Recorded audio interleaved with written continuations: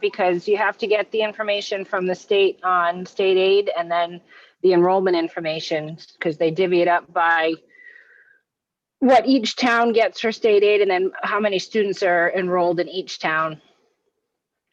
So state aid, student enrollment.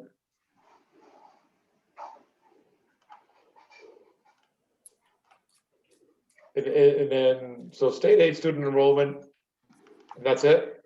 Yeah, pretty much.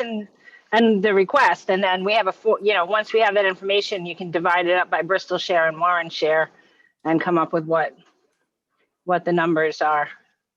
Okay, and Fung has a formula? Yeah, she has a whole spreadsheet. Okay. So basically, yeah, you just plug in those numbers and then she can run all the different scenarios.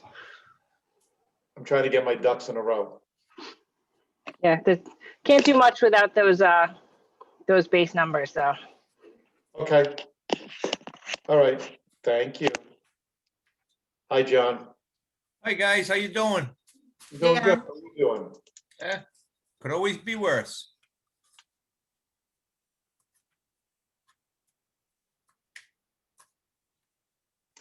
Oh, and Kate, one other thing. Who are we using now for these computers? I think my computer needs a little tune-up. Either software update or it just seems to be running a little bit slower than it was going back. I don't know, was it about 3 years now that we've been using these? Yeah, I can, it's Packet Logic, so I can send you the email address where you file a ticket if you just want to shoot them an email and let them know. Perfect. I'll send you an email. Perfect. That would be great. Thank you.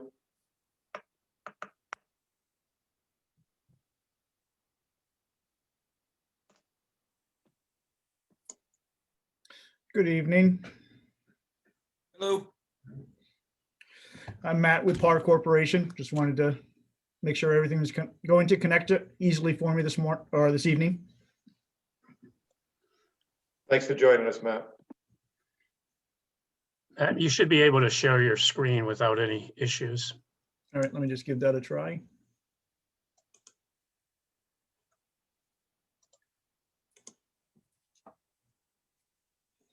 Okay, you're seeing great. Yep. Seeing the full one? Great. Thank you. And Sandy, thanks for doing the outreach on this meeting. Oh, no problem.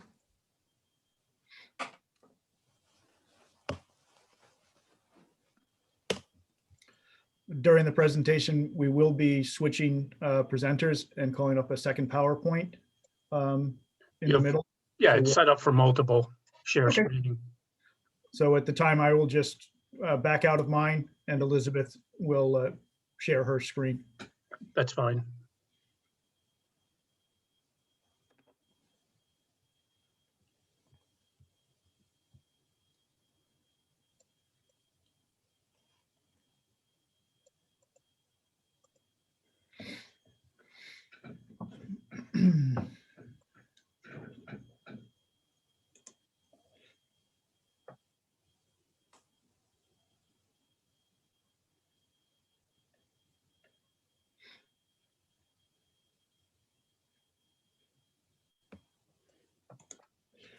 There was a going away party for Pam Marchand today that Kate, I think you were on, and Matt. I had to leave after about 25 minutes, and Sue Rabideau, who just joined in, coordinated it, and it was fun. Alan Klepper is quite the poet. He did a great job. Everyone did. Yeah, I had to step off at about the same time, about half an hour into it to get to another meeting, but I heard I missed a singing goodbye as well. You did. And I have to say, it went way longer than we expected it to go. But yeah, do you know Ron Glyve he sells CIPP lining for pipes? So the funny thing was, he really wasn't a singer. He was just doing karaoke. But it was all good. It was fun. Yeah, it was nicely put together, Sue. And Pam was happy. That was the bottom line, so. It is odd with COVID. I do feel like one of the things that we benefited from is in that type of setting, more people could join in than would have gone to a usual event. Now you miss the personal connection, which Right. is so nice, but then you probably had people that wouldn't have been able to join in, or just like a meeting tonight. Yeah, her sister's from California. She had people from Texas, you know, so, right, those people could come, but it really wasn't the same as a Venus de Milo banquet. No,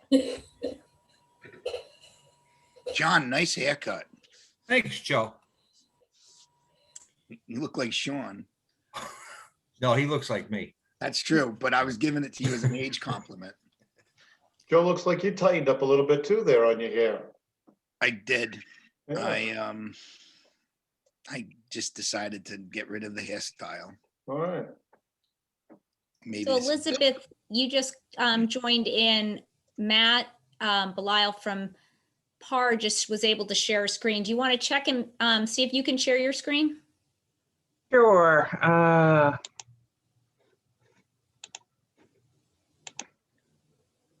How's that? Yep, good. Perfect. Okay. Hi, Lenley. Good evening. Hello, Miss Mishu. Oh, And Sue and everyone and Sandy. So as Okay. a town council, have you all discussed life after COVID with regards to public meetings? Is there a way that you could keep a component of Zoom for public, to get more public input or public involvement at meetings? I don't think many people watch it. Does seem like the meetings I've attended, I feel like there have been more participants because of the Zoom component and people not having to, especially a night meeting. I totally agree with that statement, and I think we should encourage it as much as possible. I just think that we need to advertise it more and get people, allow people in on the Zoom side of it. Because yeah, a lot of people would much rather do it from the comfort of their own home, and they're getting used to it, and technology is getting better. I don't see any reason why we shouldn't continue to offer it in every way we can. I agree. I know I've gone to many more meetings because you can put it on while you're making dinner or eating dinner and just listen to the parts you want. Exactly.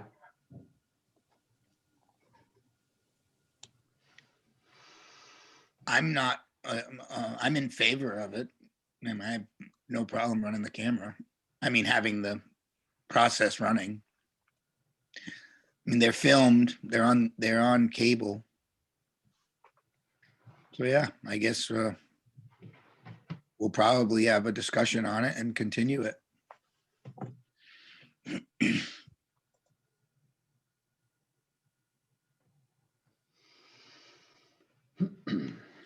Pam, I didn't get a chance to attend your retirement party, but I can tell you now before we go on the air that I remember the first time I met you, we had a Barrington meeting, Tri-Town, and you came in hot on the heels of your predecessor. And I think you've done a good job, and I appreciate the effort, and I'm glad that you followed through on all of the commitments that pretty much were set forth that night. Thank you, Joe. It's been a great time, actually. We got to do a lot of things, and we had a lot of good people to work with. It's been an adventure, to say the least. Madam President, it is. Somehow you look younger. I do appreciate all your council members. Hey, that's a good one. Carrie, did you hear me? I did. Okay, thank you. I was just checking out the panel list and hearing from a few who are on their way in.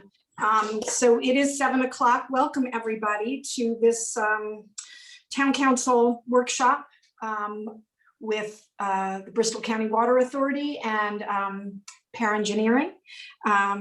It is 7 p.m. If we could all rise for the Pledge of Allegiance, then I will do some welcomes by name. I pledge allegiance to the flag of the United States of America and to the republic for which it stands, One nation, under God, indivisible. with liberty and justice for all. All right, that will never cease to seem awkward in this format, but done. So I have a list of those in attendance here. We do have members of the Warren Town Council. I see Vice President John Hanley and council members Brant Hecker, Joseph D. Pasquale, and Steve Kalenda. We also have Town Manager Kate Michaud and Planner Bob Ruley. I will read from the list now because it's easier for me to identify those I've just mentioned than the others. So Pam Marchand, outgoing Executive Director, congratulations on your retirement. Steve Kudu, the new Director of BCWA, just raise your hand. Hi. Nice to meet you. Nice to see you. Matt Belisle from Pear Engineering. Also from Pear, we have Seaver Anderson, Matt Dunn, Brian Dutra, Elizabeth Herron from URI Watershed Watch, Wenley Ferguson from Save the Bay, Michael Crawford and Sue Rabideau from BCWA. I understand Senator Walter Felag is here with us or intending to be. If he is not in the meeting, I just don't see on the screen. Rep Susan Donovan, Rep Jason Knight. I understand Rep June Speakman is on her way. And I understand that Senator Coyne had wanted to be here, but had a previous engagement this evening. Madam President, do you want the state reps in as panelists, or you want them to stay as attendees? They can be panelists. If they have questions or comments, that's fine by me. It is just slightly after 7. I think the idea is that we will have a presentation and update from the members of Bristol County Water Authority and the engineering firm with input probably from Save the Bay and others. And then we can go to council questions or comments. I think it would probably be most efficient and easy if we save questions till the end, unless there's a really specific need for clarification on a fact or a figure. And then we can let questions or entertain questions from the public. I know there's a lot of people watching tonight. We've received some emails in advance from a few groups. And so I think that's probably the way to go. So with that, I will turn it over to whom? Who would like to start? I guess I'll start. Okay, Pam, take it I have away. 1 day left. But yes, I've been involved in this project for quite a few years. So it all started with the fact that we no longer could use the supplies from Massachusetts that flowed into the Kickamuit. Our treatment plant was built in 1908 and was no longer usable. And we did a lot of studies when I first came in about the feasibility of trying to maintain these supplies and what we would need to do if we were intended to keep using them. First of all, the quality in all of the supplies is fairly poor, and there is no water available, especially in the summer times, which was why the East Bay Pipeline was built to Providence to provide water. The Bristol County water area has undergone severe restrictions through most summers for quite a few years. And the treatment plant was having a lot of difficulty treating the water because of the quality. So we took a look at it and what it would cost to keep these supplies in operation. And we were coming up in the $60 million range minimum, which of course is even more now because construction costs have gone up and treatment processes now would have to be much more extensive on the water quality issues we have with the reservoirs. So we started looking as to how we were going to manage the reservoirs. The board was looking at the costs of continuing to manage these, and were they useful, or could they be something else done with them? So when we were actually hadn't really considered too much about the dams, we were starting to think in that direction, if there was something we could do with them. No one, of course, is going to want to take them over and take on the responsibility, but could they be breached, especially the upper dam? The upper dam was built in 1961 just to protect an upper section of the reservoir above Schoolhouse Road from saltwater intrusion, because they did get a lot of surcharge from the hurricane in the 1950s, and it really was a difficult treatment issue for the plant, and it was something they decided they needed to resolve, but at least preserve some of a more pristine water quality that wasn't contaminated with salt. So the dike essentially at that time was built in 1961 to protect the upper section. It was not built as a full-scale dam. It does not have a spillway. It does not have gates in it. It had an overflow type structure and an outflow, lower level outflow structure. So the dams undergo routine inspections about every 5 years, all of the 5 dams that we own. And when that inspection was conducted in about 2015 on the upper dam, we got a citation for non-compliance. And that was mainly due to the fact that it was covered in brush and small trees. And it was the structures that we had there were not, they thought might have been there, were not visible. But we took on that notice of violation. We did remove a lot of the brush and a lot of the trees on that dam. And then that really brought it to a point. Do we really need to keep this dam, and would it be more beneficial to the reservoir system if we were to remove it?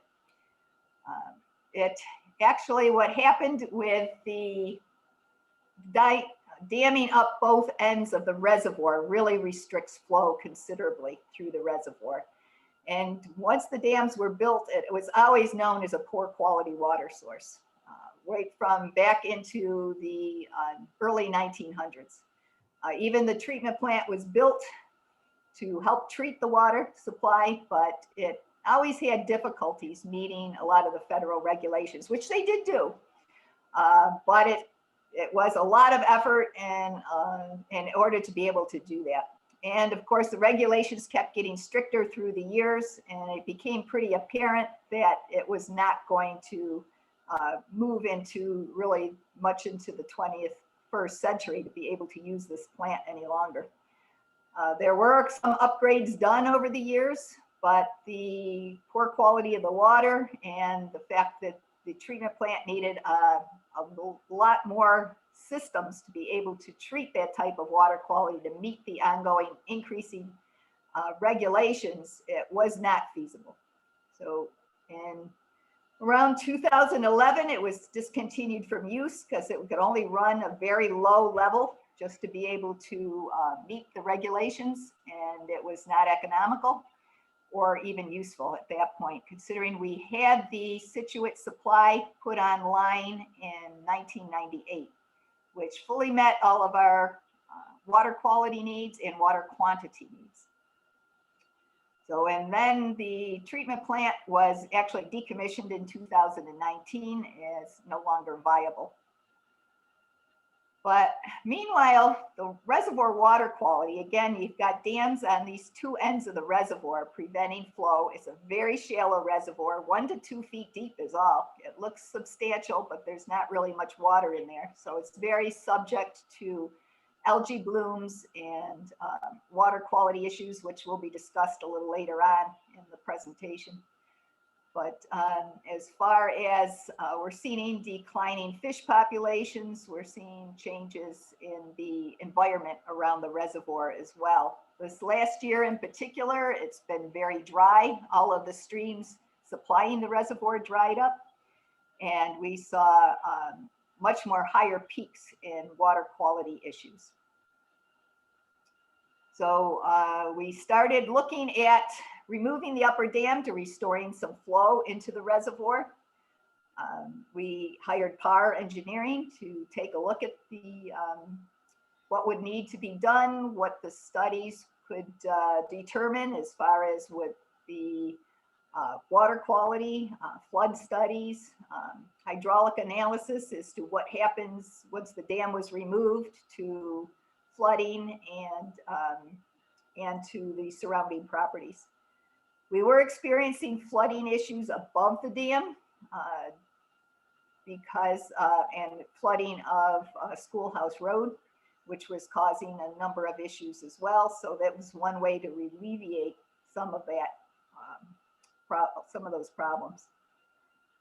And then I guess, Matt, you want to get into some of the studies that we did? I can do so. Thank you, Pam. And Pam, congratulations on your retirement tomorrow. Thank you. My name is Matt Belisle. I'm a dam engineer with PAR Corporation, and I've been working with Pam and the Bristol County Water Authority for many years as we've been evaluating the two dams here, the upper and the lower Meeting-BCWA reservoir dams. And what I'd like to do this evening is to walk through the studies that we've done, talk to you about some of the concerns that Pam has alluded to briefly now, go into those a little bit more detail. We're going to ask Elizabeth Herron from the URI Watershed Watch Program to talk about the water quality. And then I want to talk to you about what the proposed changes will look like in this system. And right up front, I want to state that I'm not going to try to convince you that there's going to be no change. There will be a change. You're going to change from a freshwater system into a saltwater system. But with that change will also come an improvement in the water quality, an improvement in the resource area supported by that water system, and in general, a more healthy and more resilient system that will benefit the community going forward. So as Pam indicated, the upper Meeting-BCWA reservoir was built in 1961, and it was built to prevent saltwater intrusion. And our understanding is that, as Pam indicated, in 1955, the lower dam was overtopped during the hurricane, and the entire water supply became saltwater contaminated. So the thought was that if they could section off a portion of the reservoir, they could then protect it and have some clean water, fresh water, to draw from after another storm event of that type. So they constructed this upper dam, and it was able to protect a portion of the reservoir. Now, this dam needed to be about 1,000 feet long to cut off the floodplain. It's about 14 feet high. It's about 140 acre feet of storage, but it also has a lot of freeboard. That is a lot of dry space above the water surface. And this was for the tide and on the downstream side, and then also on the upstream side, it was for freshwater storage. So as Pam also indicated, the state did an inspection of the dam in 2012. And as a result of that inspection, the state issued a notice of violation, primarily due to the heavy vegetation on the structure. Unfortunately, this is a condition that's rather common throughout Rhode Island and New England. Our earthen embankments like to grow trees, and it's not a great thing for dams. So the state wants to make sure that these dams are cleared of that vegetation and are kept up. So they issued the NOV to, as that's their vehicle, that's what they have for an enforcement, so that Bristol County would then look at the dam, which they did do, and they had been doing so up to that point as well.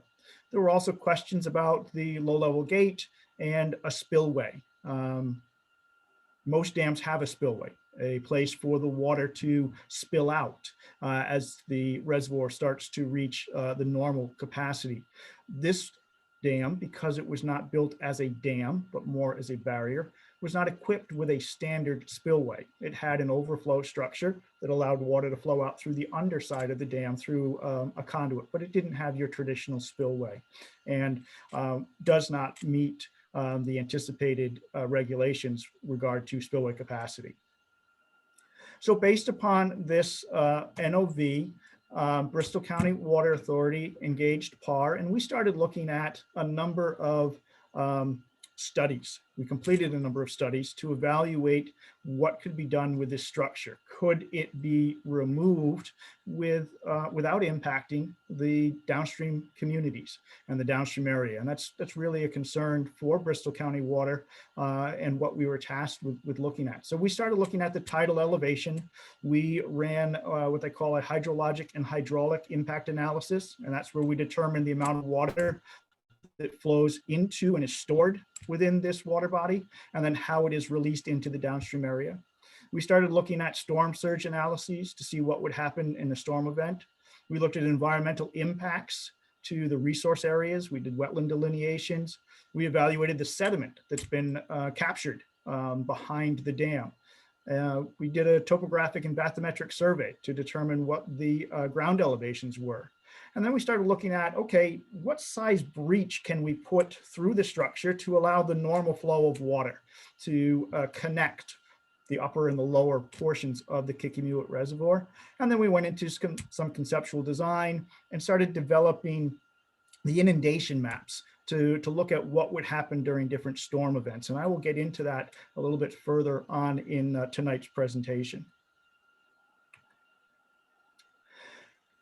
But what I want to present right now is how we got to include the lower Kickamuit Reservoir into this study. After we completed all those studies on the upper reservoir, we found that there were some areas where flooding was going to increase as a result of the loss of storage provided by the upper reservoir dam. And those included some areas along Serpentine Road and the lawn area down at the Waterview condominium complex down by the lower dam itself. So we started looking at ways to address those concerns, and from a structural, from operational, and we started looking at the lower dam because that was the reason why the water was building up and raising the elevation at the lower reservoir to a point where it was increasing the flooding.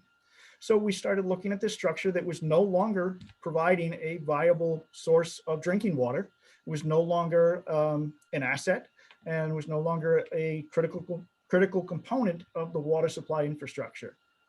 So this dam, in effect, that was built in 1883, had outlived its usefulness. So now we wanted to say, well, what would happen if it were to be removed? It's not an overly large structure. It's about 130 feet long. It is equipped with some tide gates to keep some of the smaller tide events out. It has a low-level outlet, a slide gate on the side to allow deeper discharges. There was a fish ladder installed several years ago, but it's been abandoned as a water source. So similar to the upper dam studies, we did a number of studies at the lower reservoir to see what would happen if that structure wasn't present.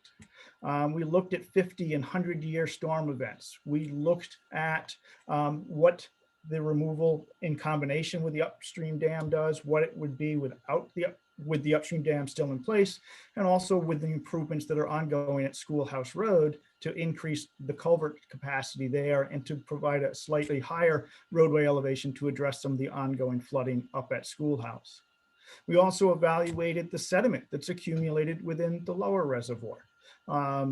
We did find that due to the water treatment processes that had been performed previously, there was some elevated copper, and that was from copper sulfate treatment that was performed to address algae when the water was utilized as a supply. We also wanted to look at what happens to the private wells that are located along the banks of the lower reservoir. There were a number of them that were identified through research with the Department of Health and with Rhode Island DEM. And those were identified as part of our analyses. So what we found, and I'll go into this in much more detail, I'm just giving you kind of an overview now, but what we found was that by removing both the upper and the lower, the general hazard of a dam was removed. Any dam that holds back water represents a physical hazard. If that dam were to fail or to be overtopped, it would have an uncontrolled release of water. And if the dam's not there, that potential goes away. As Pam indicated, there was flooding that occurs on Schoolhouse Road. And you can see in this picture here that it does. It comes over on a regular basis. So as part of the dam removal process, by improving the culverts underneath Schoolhouse Road, that could be addressed. And that helps to provide connectivity and access during events, evacuation routes, or emergency response. And this was a significant benefit to this project. There were also areas further to the east where the reservoir of the upper reservoir area comes back around and also floods Schoolhouse Road. And those are alleviated by removing the upper dam. And by removing the lower dam, we restore the tidal flow through the system. And this improves the health of the water, the shallow water. The low flow that we've experienced over the last several years has degraded the water quality. And for those of you who live near the reservoir, I'm sure I'm not going to show you any pictures later on that are new to you, but you'll see green water at different times during the year. And this is algae that's growing on the water. And this represents poor water quality that impacts not only the water itself, but the plant and the fish species that are supported by that. So by removing both structures, we can improve that, convert it all to a saltwater environment, which can support a healthy ecosystem. The dam removal also addresses Serpentine Road and the condominium complex. By removing that lower barrier, the flows coming through the system move through easier and don't have the same level of flooding along those two areas of concerns as were identified when you remove just the upper structure. And then also it allows some sediment management. And I know sediment is a concern that has been raised by the public. So we will be able to actively manage the sediment during the dam removal system, and also be able to address the copper that was picked up in the sediment and remove that proactively.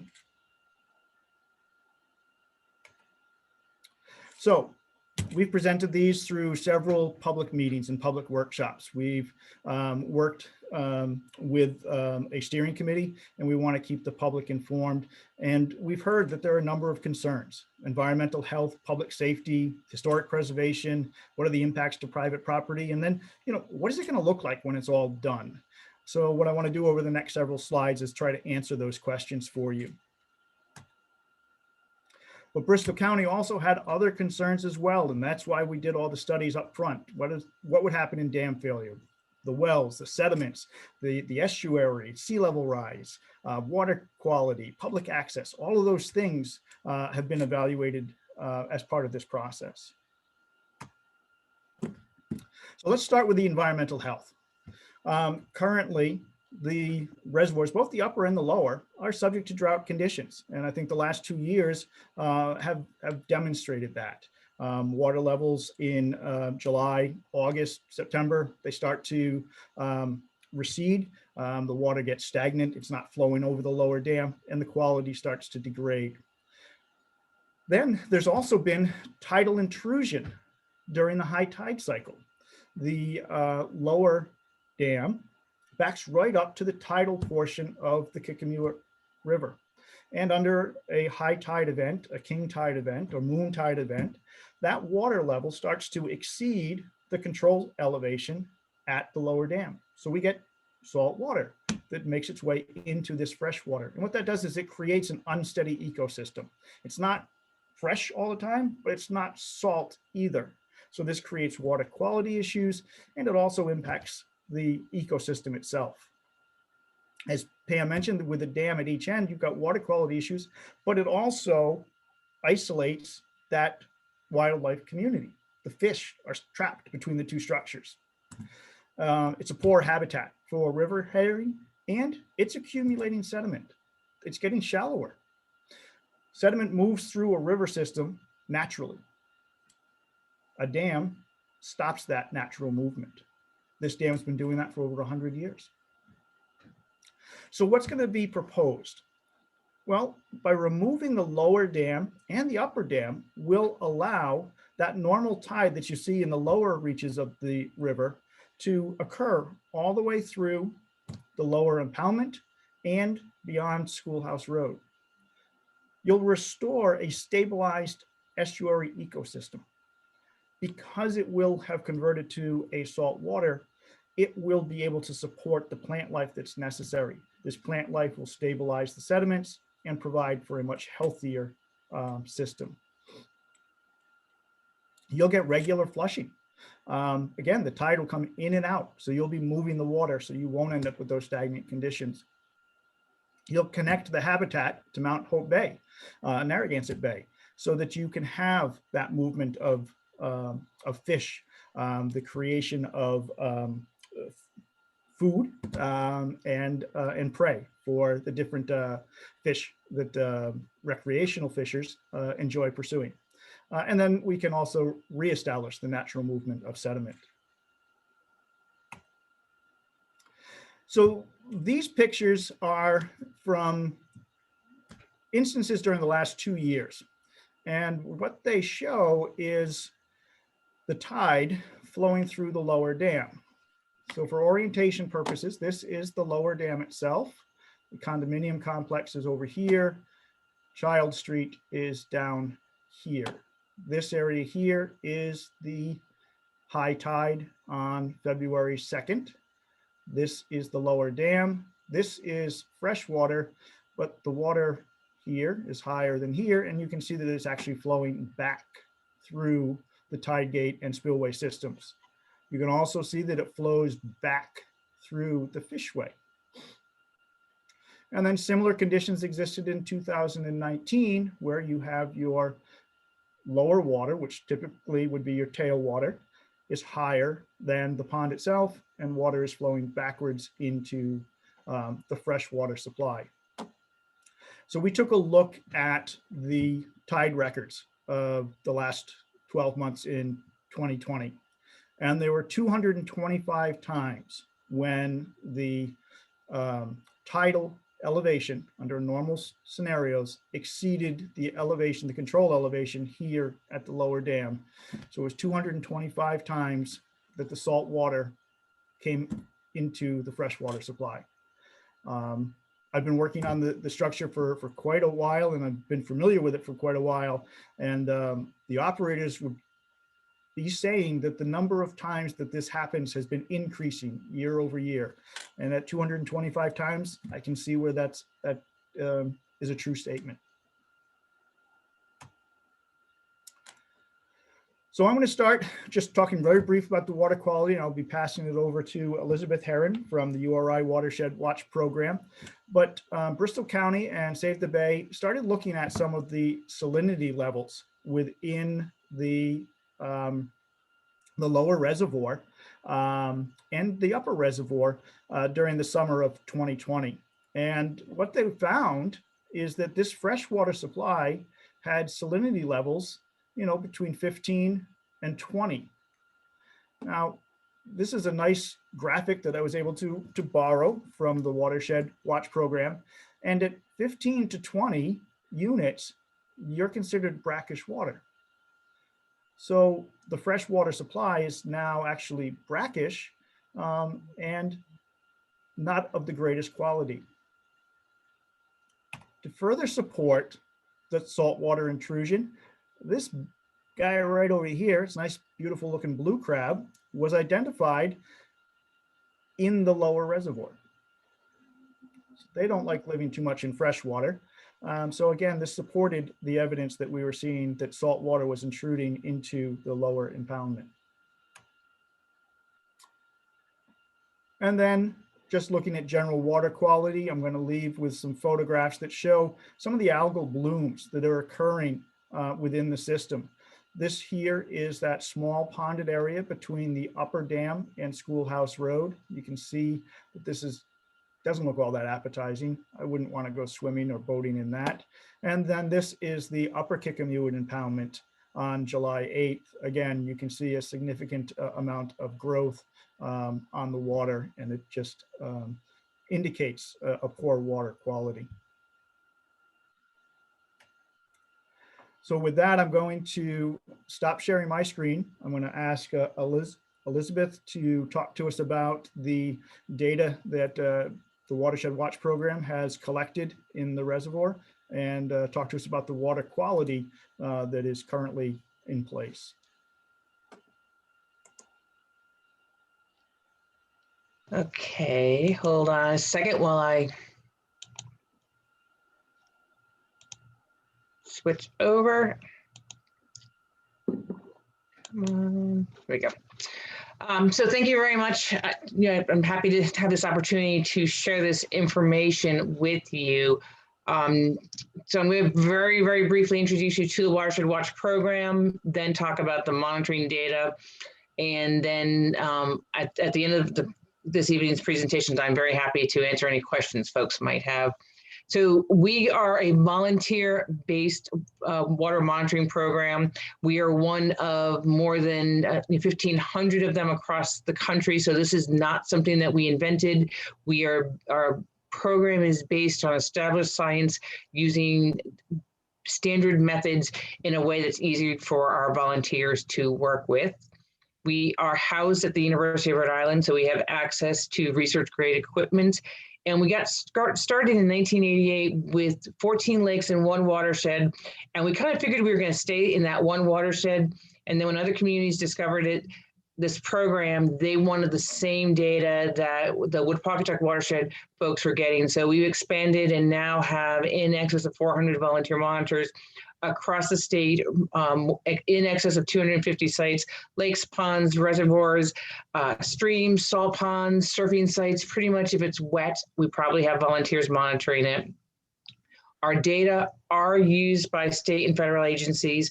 In fact, we provide about 90% of the state's lake water quality data, and more are providing both river and saltwater data. And because we're housed at the university within cooperative extension, our role is to take research and research capabilities out of the state university and bring them to the local communities to support their efforts. So we are designed to educate and inform, but not to advocate. And if you're interested on the program, there's our website. We have lots of data there. We also have lots of opportunities for new volunteer monitors. We are a statewide program, and in fact now are kind of trying to take over the world. We have sites in Massachusetts and New York at Fisher's Island. We have sites in Block Island, so and also Connecticut, because we are watershed based and watersheds don't recognize town or state boundaries. So we are a comprehensive watershed monitoring program and have in excess of 30 years of data on some monitoring sites. So we've been around and have proven our data to be reliable and credible. The things that our volunteers monitor in the field include things like water clarity, water temperature, which is super important, dissolved oxygen, and collect and filter samples for chlorophyll analysis. And then our samples are brought to the URI lab where we do things that cannot easily be done by volunteers in the field. So we look at nutrients, bacteria, we analyze the chlorophyll filters, we look at pH and alkalinity and chloride. So these are the core elements of our program. Almost all of our sites have some combination of these parameters. We are a state certified lab. We were the first certified lab at the University of Rhode Island, so our data are used by many agencies. Just to give you a sense of kind of we've heard a little bit of the history of the dam, but understanding water quality has to be put into context with the climate and weather. And we are seeing significant changes over the last 100 years or so in terms of our local climate. And it's kind of an important thing when we're looking at water quality. So the blue line shows you the annual precipitation at our Kingston weather station. And you can see there's lots of variation on an annual basis. So we try and think of climate in terms of long periods of time. So the purple line are the 10-year average, taking all of that data and averaging it over 10-year cycles. And then we consider normal, when something departs from normal, it's based on that 30-year average.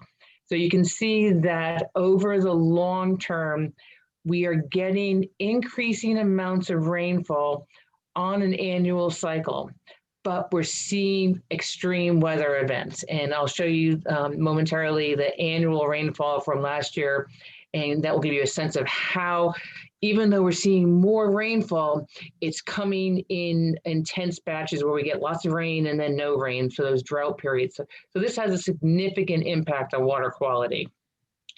And of course, this is a similar graph, but this is the temperature. And we are seeing, again, variation on an annual scale, but the long-term trend is for significant air temperature increases, and that has an effect on productivity and dissolved oxygen as well.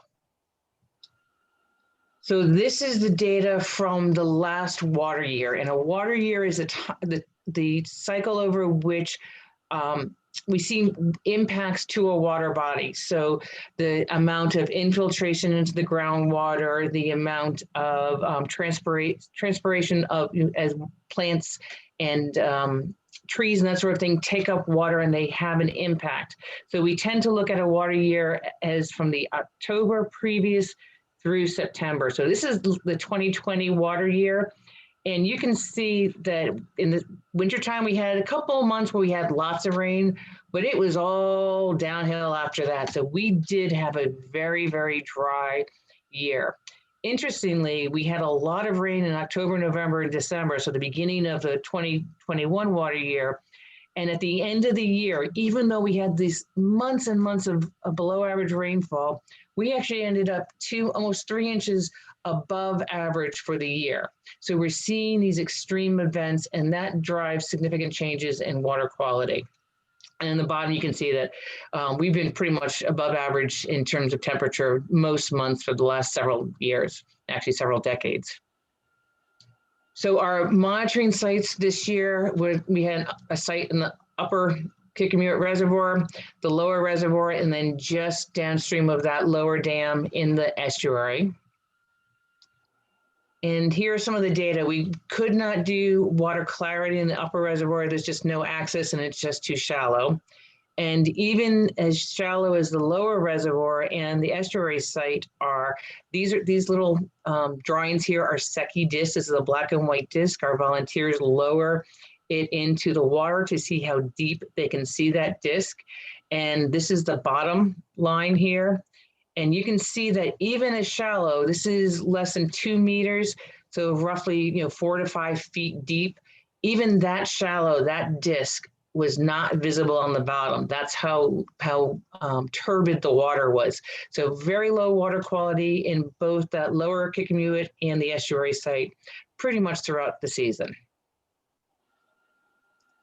What was likely driving that is lots of algae. So these little green spots are the concentration of algae from the upper reservoirs, the freshwater reservoirs, and this is the estuary.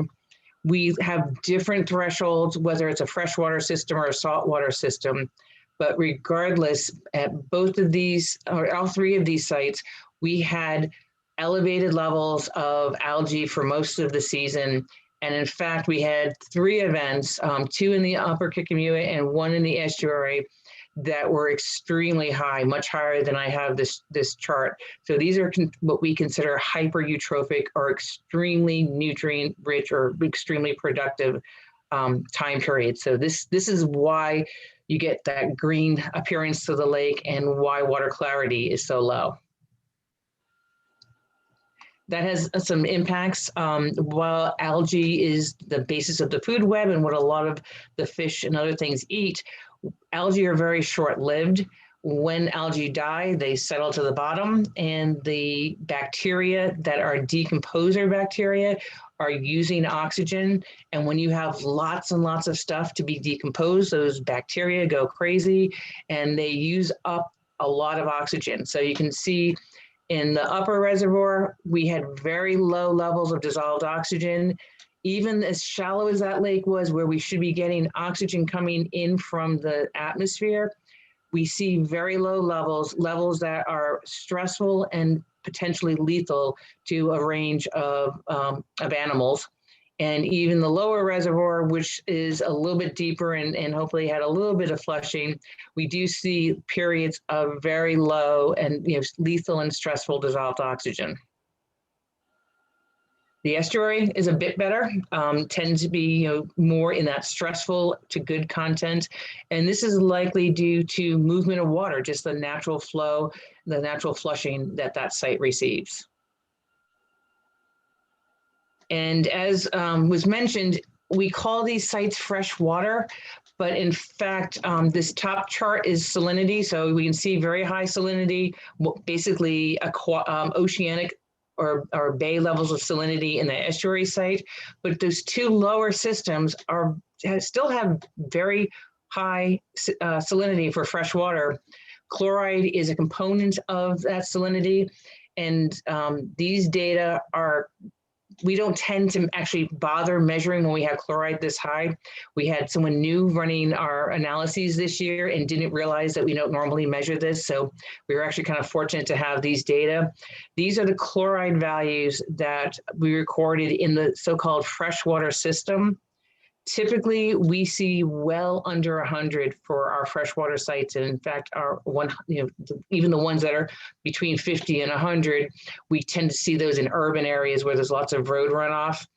Anything above 250 parts per million of chloride, you should be able to actually taste if you were to taste this water. So these values here, 7,000, 6,000, that water would have tasted very salty if you tried to actually drink it. Although based on those pictures, I wouldn't suggest you do that. This is that bottle again. So the estuary site, the range of values were well within the saline to very brackish systems.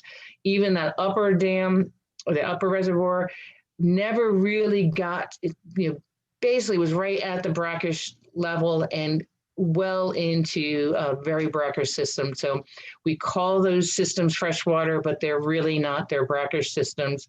And this is likely having an impact on the organisms that are in those systems now. These values exceed the levels that are supportable or sustainable for freshwater turtles, and also exceed the values that herring embryos can survive for any length of time. So this system is already being altered. In terms of nutrients, we look at the nitrogen and the phosphorus. Nitrogen tends to be what we call the limiting nutrient in marine systems. Basically, the more nitrogen you have in a marine system, the more productivity you get. So you can see all three sites. This is the range.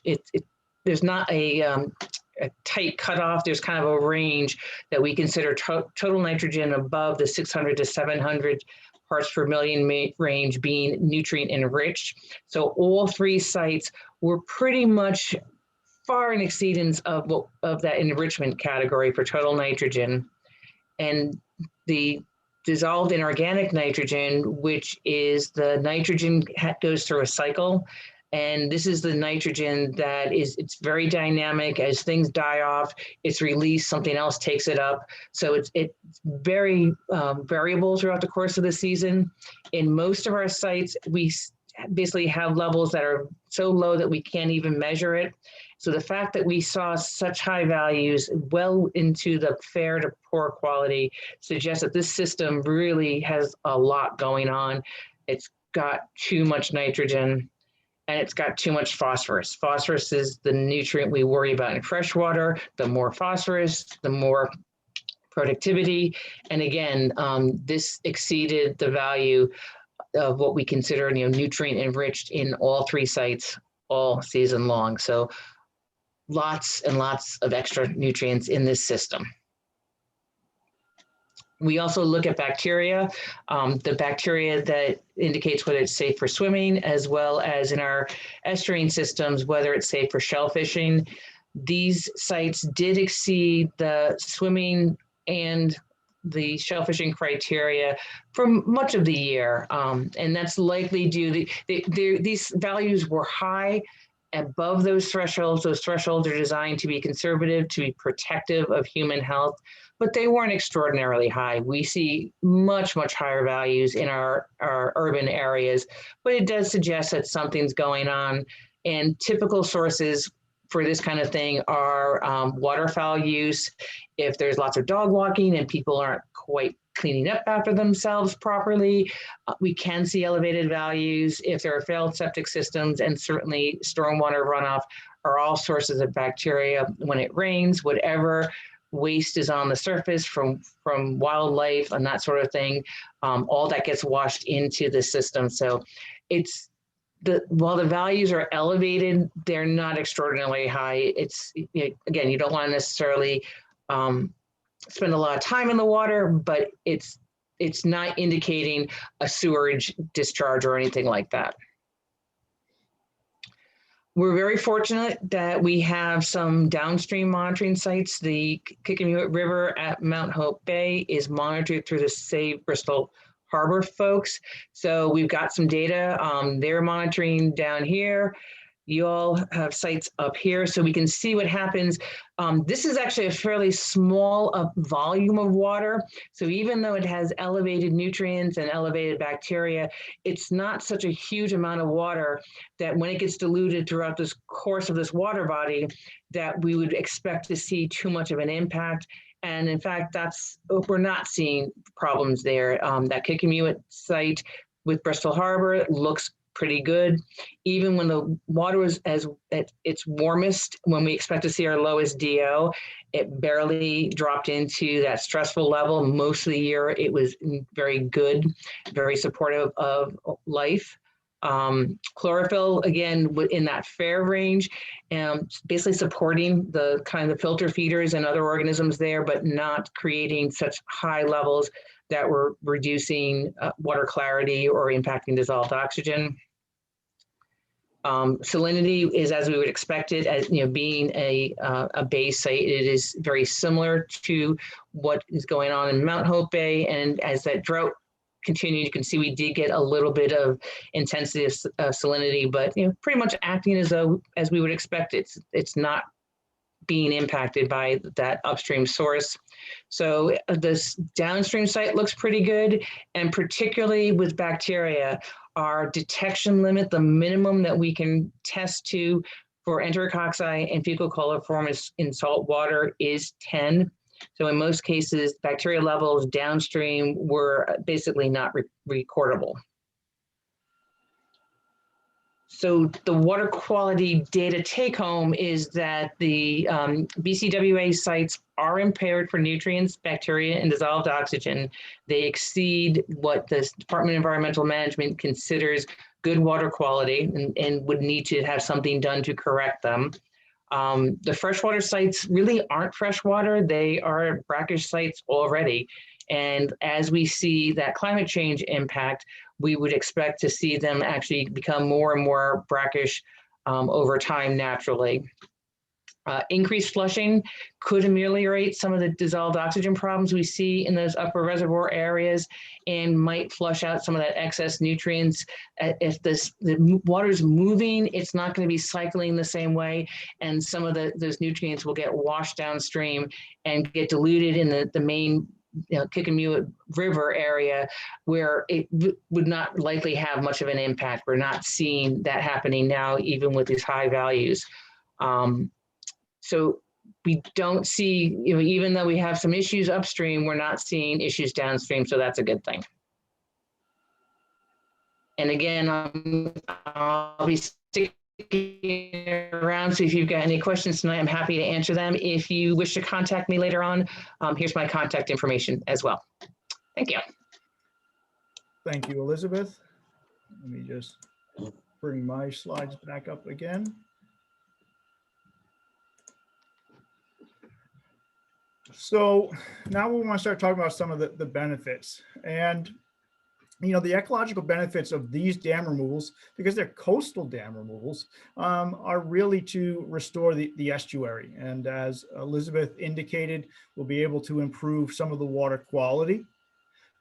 It will increase the wetland area for flood storage and provide coastal habitat for the migration inland. It will improve fish passage and improve spawning habitat. It will enable paddling access along the entire reach. It will create nursery habitat. And it will increase prey for the recreational saltwater species as well. So a number of benefits. These pictures here are, you know, very, very healthy coastal estuary communities. They're the ultimate goal. You know, these are well established, but they represent what can happen and what a healthy system will look like.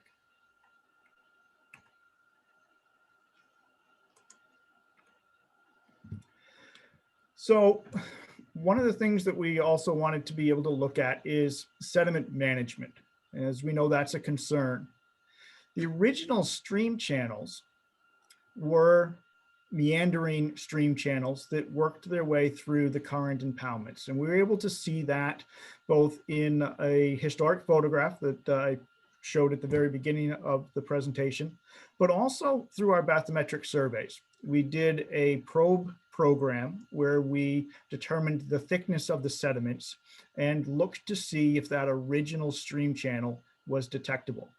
And it was. We were able to find it and map it. And in general, it follows what those historic photographs are showing.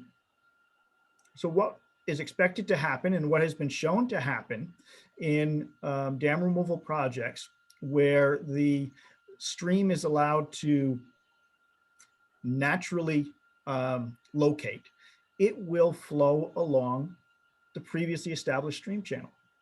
And that's what's anticipated here. We've calculated the amount of sediment that's expected to move through the system so that that stream channel can take out all the soft sediment that's accumulated over time. And for the upper reservoir, we've estimated about 6,000 cubic yards of material will be mobilized.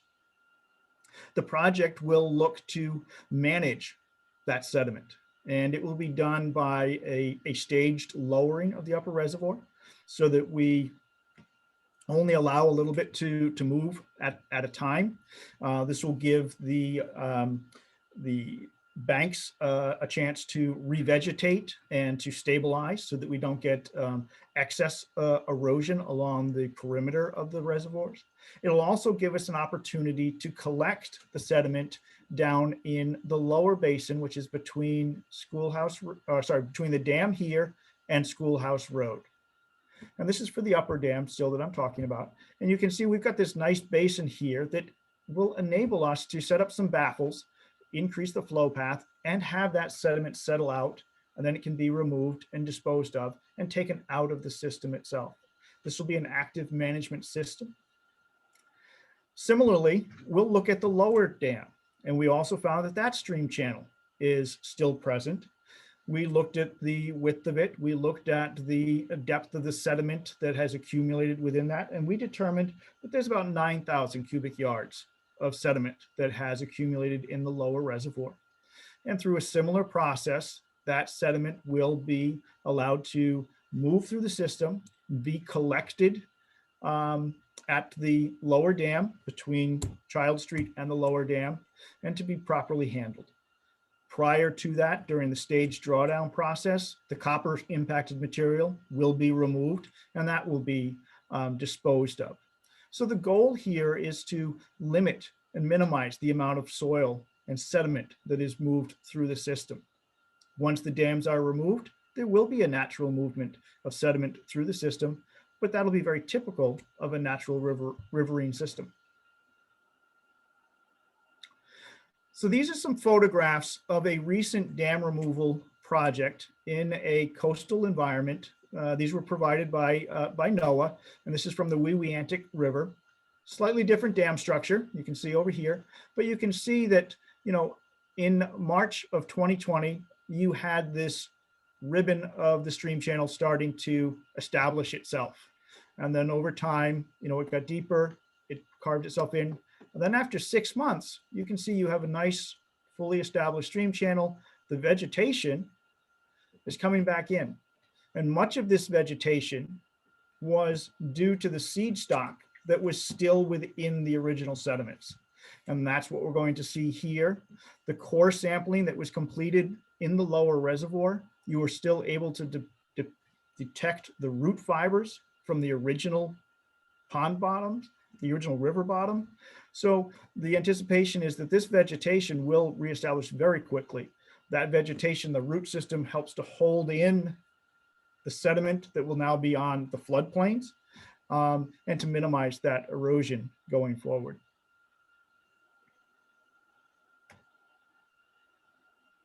So now I want to move on to public safety. And a lot of the public safety has to do with flooding. What's going to happen during a storm event?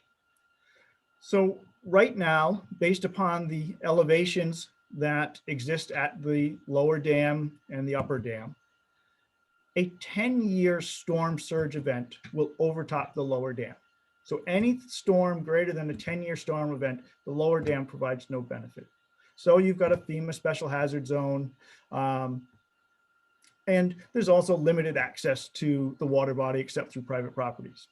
Going forward, that 10-year storm surge will now fill the reservoir area and be absorbed into the salt marsh itself. And the salt marsh vegetation helps to limit erosion and acts to provide a resilient perimeter.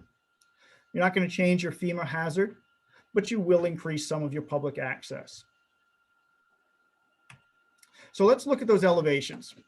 On the table here, we've mapped out the elevations of the structures along with some of the storm events that we then took into further study. We've converted all the elevations into a standard datum, NAVD 88, and we've utilized information from both NOAA and from FEMA. FIS indicates a flood insurance study. So the mean high water is 2.28. So that's your high tide elevation. The top of the lower Kickamuit Reservoir, that normal pool elevation that is set by the concrete weir down at the lower dam, ranges from elevation 2.6 to 2.8, and that's because the weir is sloped. The king tides, those are expected to be elevation 4.1. So that's in excess of the control surface at the lower reservoir. The observed king tide in that photograph from October of 2019 was 4.2. So that exceeded what's predicted from a king tide standpoint. So now we're going to start getting into some of the statistical recurrence storm events. A 2-year storm event has an elevation of 5.3. A 10-year storm event has an elevation of 6.8. Between those two, that is the top of the tide gate system at the lower dam. It's at 6.25.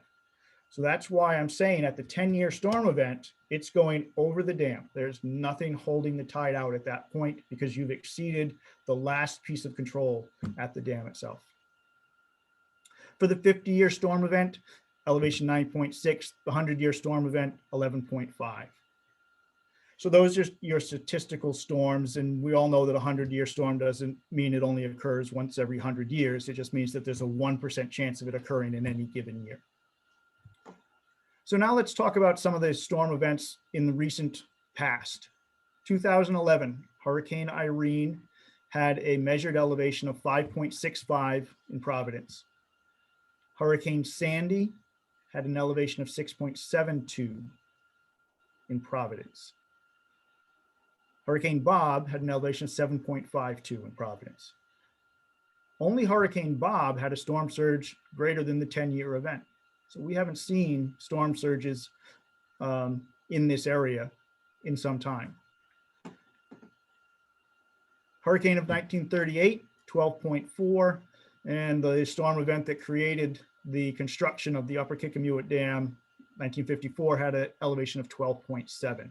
So now you can see why they had to build that upper dam to the elevation that they did, because of the measured water surface elevation and their goal to protect the upper reaches of the freshwater supply. So you can see that these elevations are pretty significant, but the lower dam really doesn't provide much in the way of protection to the community and to the area. What you can see in this picture here is the predicted 10-year coastal storm flooding due to that elevation of 6.8. And you can also see that it is coming through over from Belcher Cove, because that portion also rises. So looking at an aerial view, just to put things in perspective, this is Child Street. The lower dam is right here. This is the lower portion of the Kickamuit River. This is the little bit of the estuary that Elizabeth was mentioning, where they were taking some of their sediment samples. This is the old railroad embankment, and this is working your way out to Mount Hope Bay. So just so you can see that below the dam, things widen out very quickly. This area is all currently tidally influenced. So the response that you're seeing in here is what will then drive the water elevations up within the lower reservoir. So we've got into the modeling of the hydraulic conditions, and we wanted to look at a variety of storm events. So this table has a lot of numbers on it, and this table represents precipitation events that occur during a normal tidal sequence. So normal tide moving in and out as this storm is dropping its rain. We did a sunny day evaluation, that is no precipitation, just the normal tide moving in and out. These elevations generally follow the tidal elevations that occur. You do see some tidal lag as you move from the railroad embankment to the upper dam. We looked at a 1-year storm event, a 10-year, a 25, and a 100-year storm event, and you will see some changes in your elevations. And what we saw was, because you took out the upper dam, you no longer store the runoff from these storm events behind the dam. So that's why there's a decrease in these elevations. Schoolhouse Road has improved culverts, so it doesn't hold back water. So it's going to have a lower elevation. And the lower reservoir doesn't have a dam anymore, so it doesn't hold back water. So it allows for a decreased elevation and pushes that precipitation down through the system more rapidly. But we don't see an increase in the receiving waters down at Child Street and into the lower reaches of the Kickamuit River. For the 10-year storm event, we have similar for the 25, and for the 100, we do start to see some increases in storm elevations downstream, but they're not significant elevations that start to exceed the banks of the river down at the lower Kickamuit.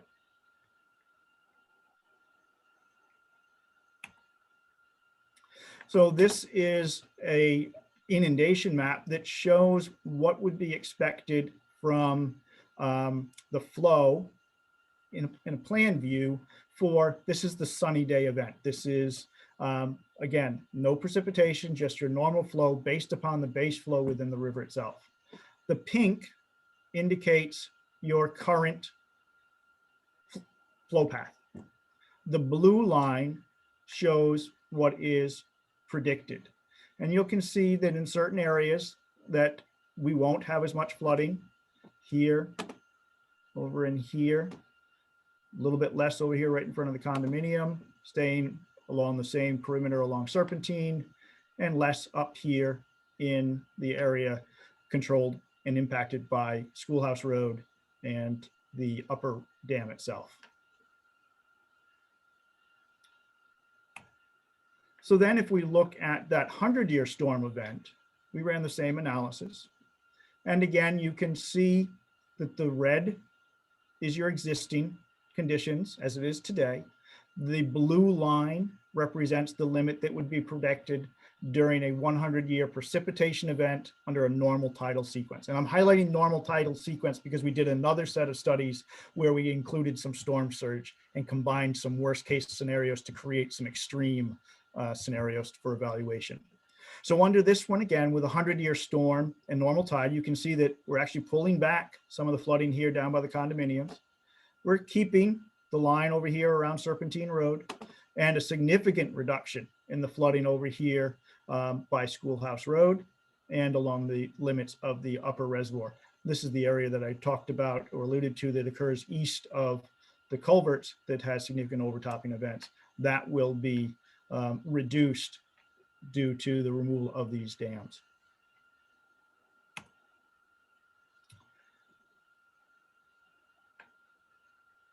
So we looked at those events, and then we said, okay, based upon some comments we received from folks, what would happen if we had those coastal storm surges in addition to a precipitation event? Now, they don't always line up perfectly. You don't always have a 10-year storm surge and a 10-year precipitation event. So what we've created in this scenario, excuse me, is a idealized worst case storm condition. And we looked at 3 of them: a 2-year storm event and a 2-year storm surge, a 10-year precipitation event and a 10-year storm surge, and a 100-year precipitation event with a 100-year storm surge. The black line here that has this pattern, this represents your tide, this is your storm surge. Based upon the tidal history during the recent hurricane events that had those surges, the tidal surge lasts for 1 tide cycle. That's what we modeled here. And then it goes back to a normal tide sequence for the remainder of the study period. We looked at the precipitation event, which is this blue line here. And this represents the water that flows through the drainage area. It starts at the very upper end of the area that runs off into the Meeting-BCWA River. And that water then travels down through. And it has this shape. And we lined up the peak of the runoff with the peak of the storm surge event itself. They don't always line up. This was manufactured to create this extreme event. We were also interested in what happens at Serpentine Road due to this precipitation event. And while this blue line represents the runoff associated with the 3,000-acre drainage area for the Meeting-BCWA, this red line here represents the runoff for the area around Serpentine Road, which is a much smaller drainage area. The precipitation event starts at the same time, so that's why it is over here, and it is come and gone prior to this peak matching this peak at this location. Same for the 2 other storm events, both the 10 and the 100.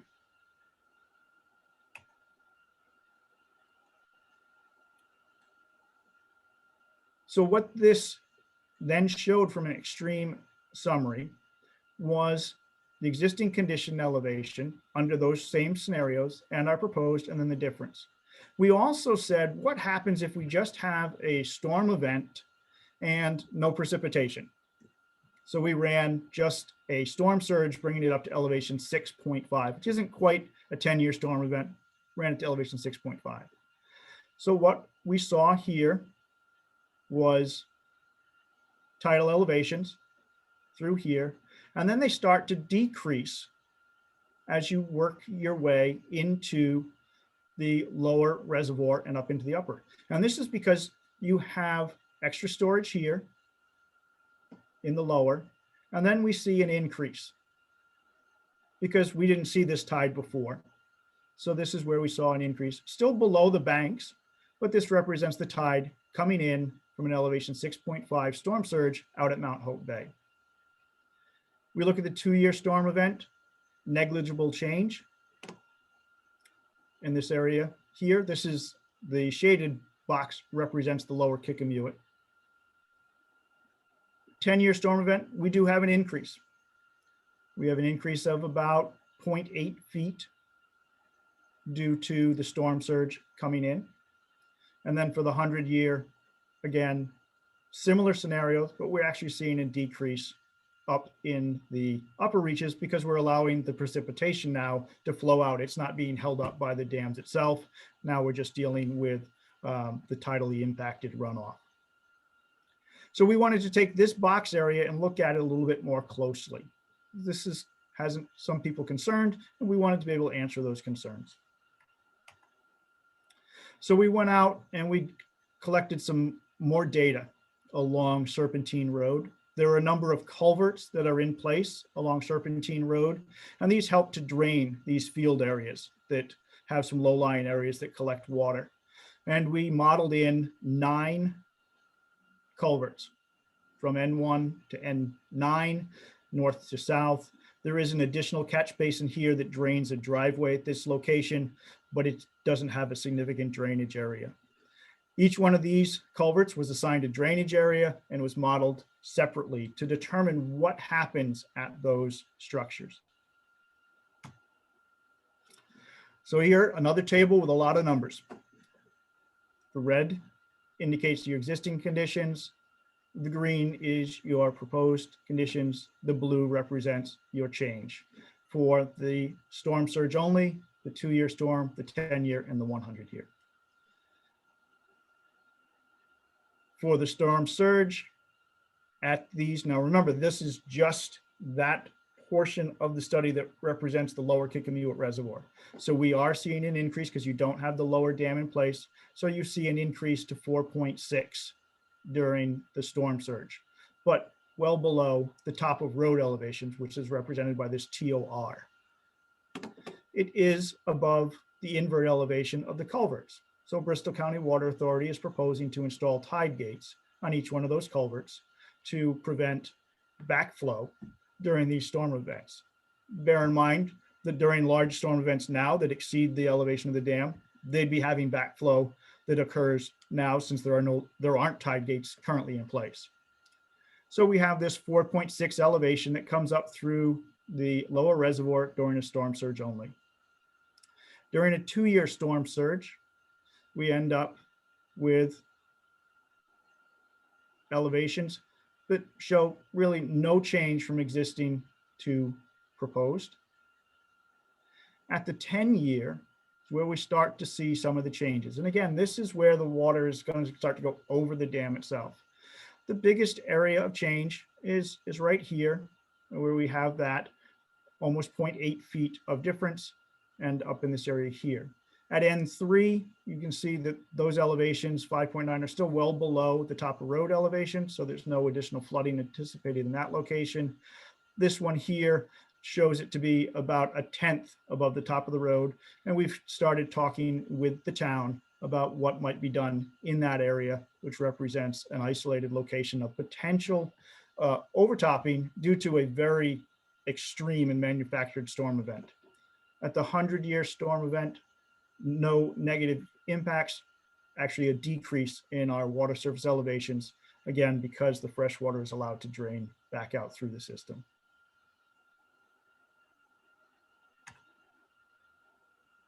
So those were the flood studies that we looked at to try to evaluate what sort of impact they would have on the public and on some of the private properties that abut the reservoir system itself in the river. There was also concern raised about historic preservation. And one of the items that was brought up was the historic cemetery at the north end of Serpentine Road. And it's a very picturesque cemetery. And they were smart. They located it on the high ground that is located along Serpentine Road. And based upon the modeling, there's no indication that this portion of it will be flooded during a storm event. And well, the bank does slope down. That's all impacted very much similar to what would be seen currently during the storm event itself. The other structure would be the lower Kickamuit Dam, given its age, but as far as we know, it is not listed as a historic structure. So the impacts to that from historic preservation are limited. And during the permitting process, we will be coordinating cultural resources with the local tribes as well. So the private property impacts, we've talked about what the flood events would be. Right now, the culverts are unprotected. There are no tide gates on those culverts at Serpentine Road. It is proposed to add flap gates. There are shallow private wells along Serpentine Road. Bristol County has indicated that they will address those wells if they become compromised. The flood limits have been evaluated and determined to be very similar, except for that one exception. And then we also have ongoing discussions with the fire chief to talk about what that fresh water supply would be replaced with, or how firefighting would be continued. So visual appeal. This is a hard one to define. What I think is pretty may not be what someone else thinks is pretty, but what I can show you is some photographs of what other restorations have looked like. This is what the lower reservoir looks like at times. And I showed you pictures of the upper reservoir, what it can look like at times. And I know I'm showing you the worst case picture. I'm showing you what it looks like when it's green, and there are times when it is blue and when it looks better. But I want this to be something you think about because it's happening more frequently. And based upon the graphs that were presented on the water quality, this is going to continue going forward. Under this dam removal scenario, we're going to restore a coastal estuary. And what these can look like are these stream channels with nice marsh growth on both sides, and the water will rise and flow. And I'll show you how the water will rise and flow through this system going forward. This, again, is that Meeting-BCWA river restoration. This is about 1 year after removal. This is another picture of a dam removal to show you what this estuary restoration would look like. I think that one was Silver Creek. And then this is what a estuary marsh or salt marsh will look like during winter months. You know, obviously this is when everything's growing. This is what it'll look like when it's dormant.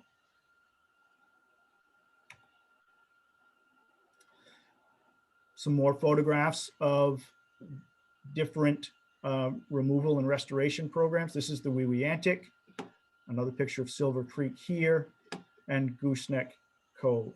So again, a very natural looking system with open water, combined with some bank, combined with vegetation.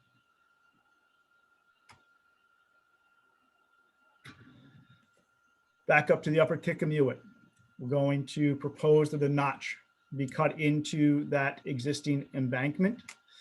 That notch will be stepped and terraced to facilitate natural vegetation. So all that vegetation that Rhode Island DEM doesn't want on an active dam, we want to encourage to grow back onto what will become a natural embankment and slope, which will be vegetated. There will be a channel that will maintain your normal flow. This would be your stream channel itself. There'll be some salt marsh that will be supported along the bank itself. In plan view, again, at the upper reservoir, you'll have your primary stream channel. You can see here, this is all based upon the bathymetric survey and the sediment probing that was done during the analyses. And then there'll be supported wetland complexes, this being salt marsh, this being fringe, and then converting to upland. So we will have a robust natural community along the existing impoundment.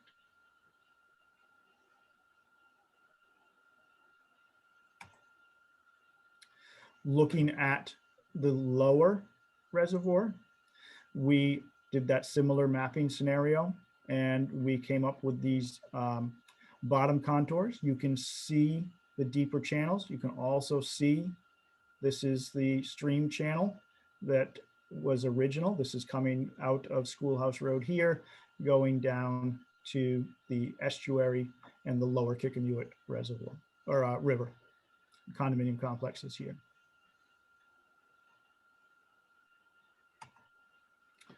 The lower breach scenario will also provide a naturally vegetated bank.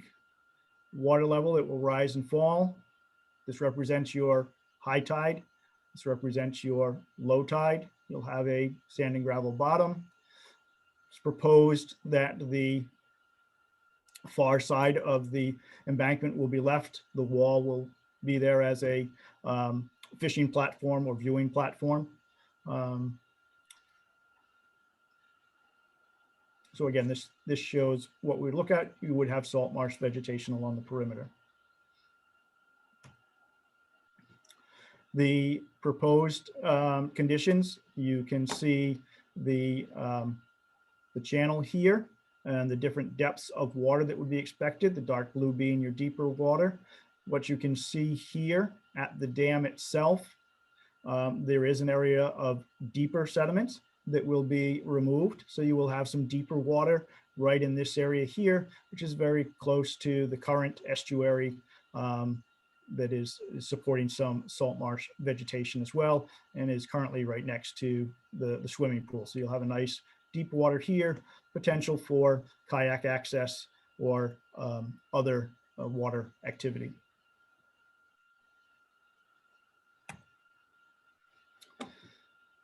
Trying to, again, depict what you will see when you look out the windows of the condominium complex. During high tide, you will have a nice wide waterway. You'll have fringe salt marsh vegetation on the edge, but the water will be flowing through that and supporting it. Under low tide conditions, you will have the salt marsh vegetation. You will have some exposed bank, and you will have a stream channel that continues up towards Schoolhouse Road and the upper reservoir. So those represent your two extremes. I do have a video next that I'm going to show that is based upon the hydraulic modeling, and it will show you the tidal fluctuation both in the upstream to downstream direction, as well as looking across the channel.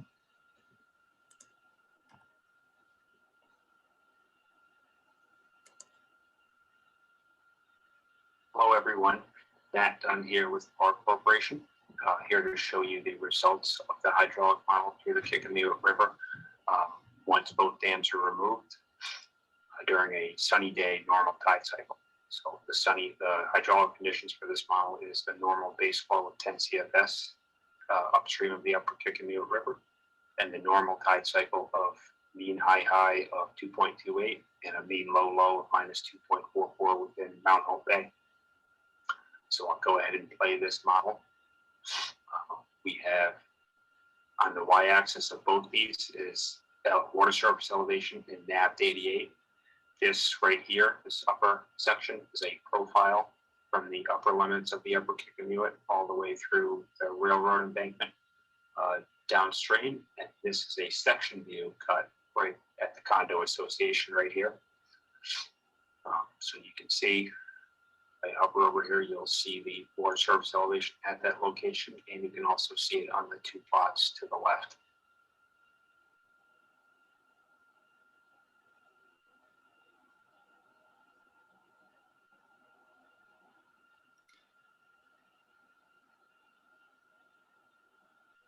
Now the tide is switched, the tide is coming back in, and you can see that the water level is starting to rise again back up to a maximum elevation.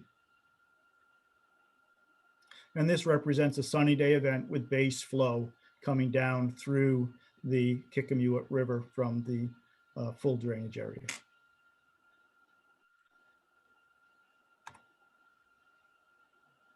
Hello, everyone. So we wanted to take a look at a profile, and these are some cross sections at the condominium complex, and we showed these the other night to show what this will look like. Again, this is the lawn coming behind the condominium complex. This is shown in a true scale. There's no exaggeration on the vertical. So this represents your low water here is the dark blue, which is going to be relatively shallow. And then you do have the depth of water here during your high tide cycle. You have your salt marsh here, And then you do have some exposed bank that was shown in the plan view. You can see your water surface elevations for the 10-year storm event coming here, and they continue to come across the lawn, but not impacting the buildings themselves. And we did cut a couple other sections as we worked our way down through the complex heading towards Child Street. So this is about in the middle of the complex. Again, you can see the depth of your water. And then this is at the northern end of the complex, again, where you can see you've got a nice wide water body during your high tide cycle.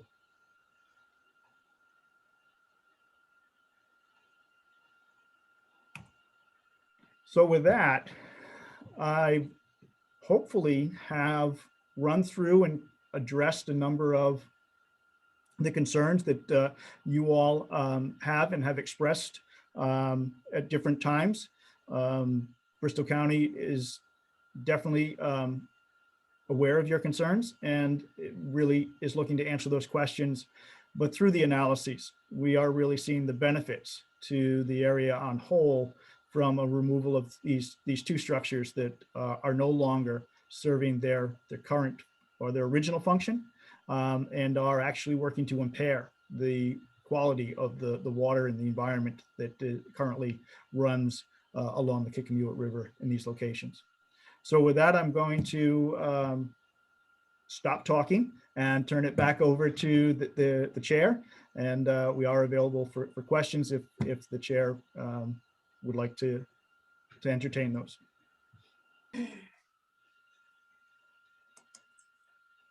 Oop, here we go.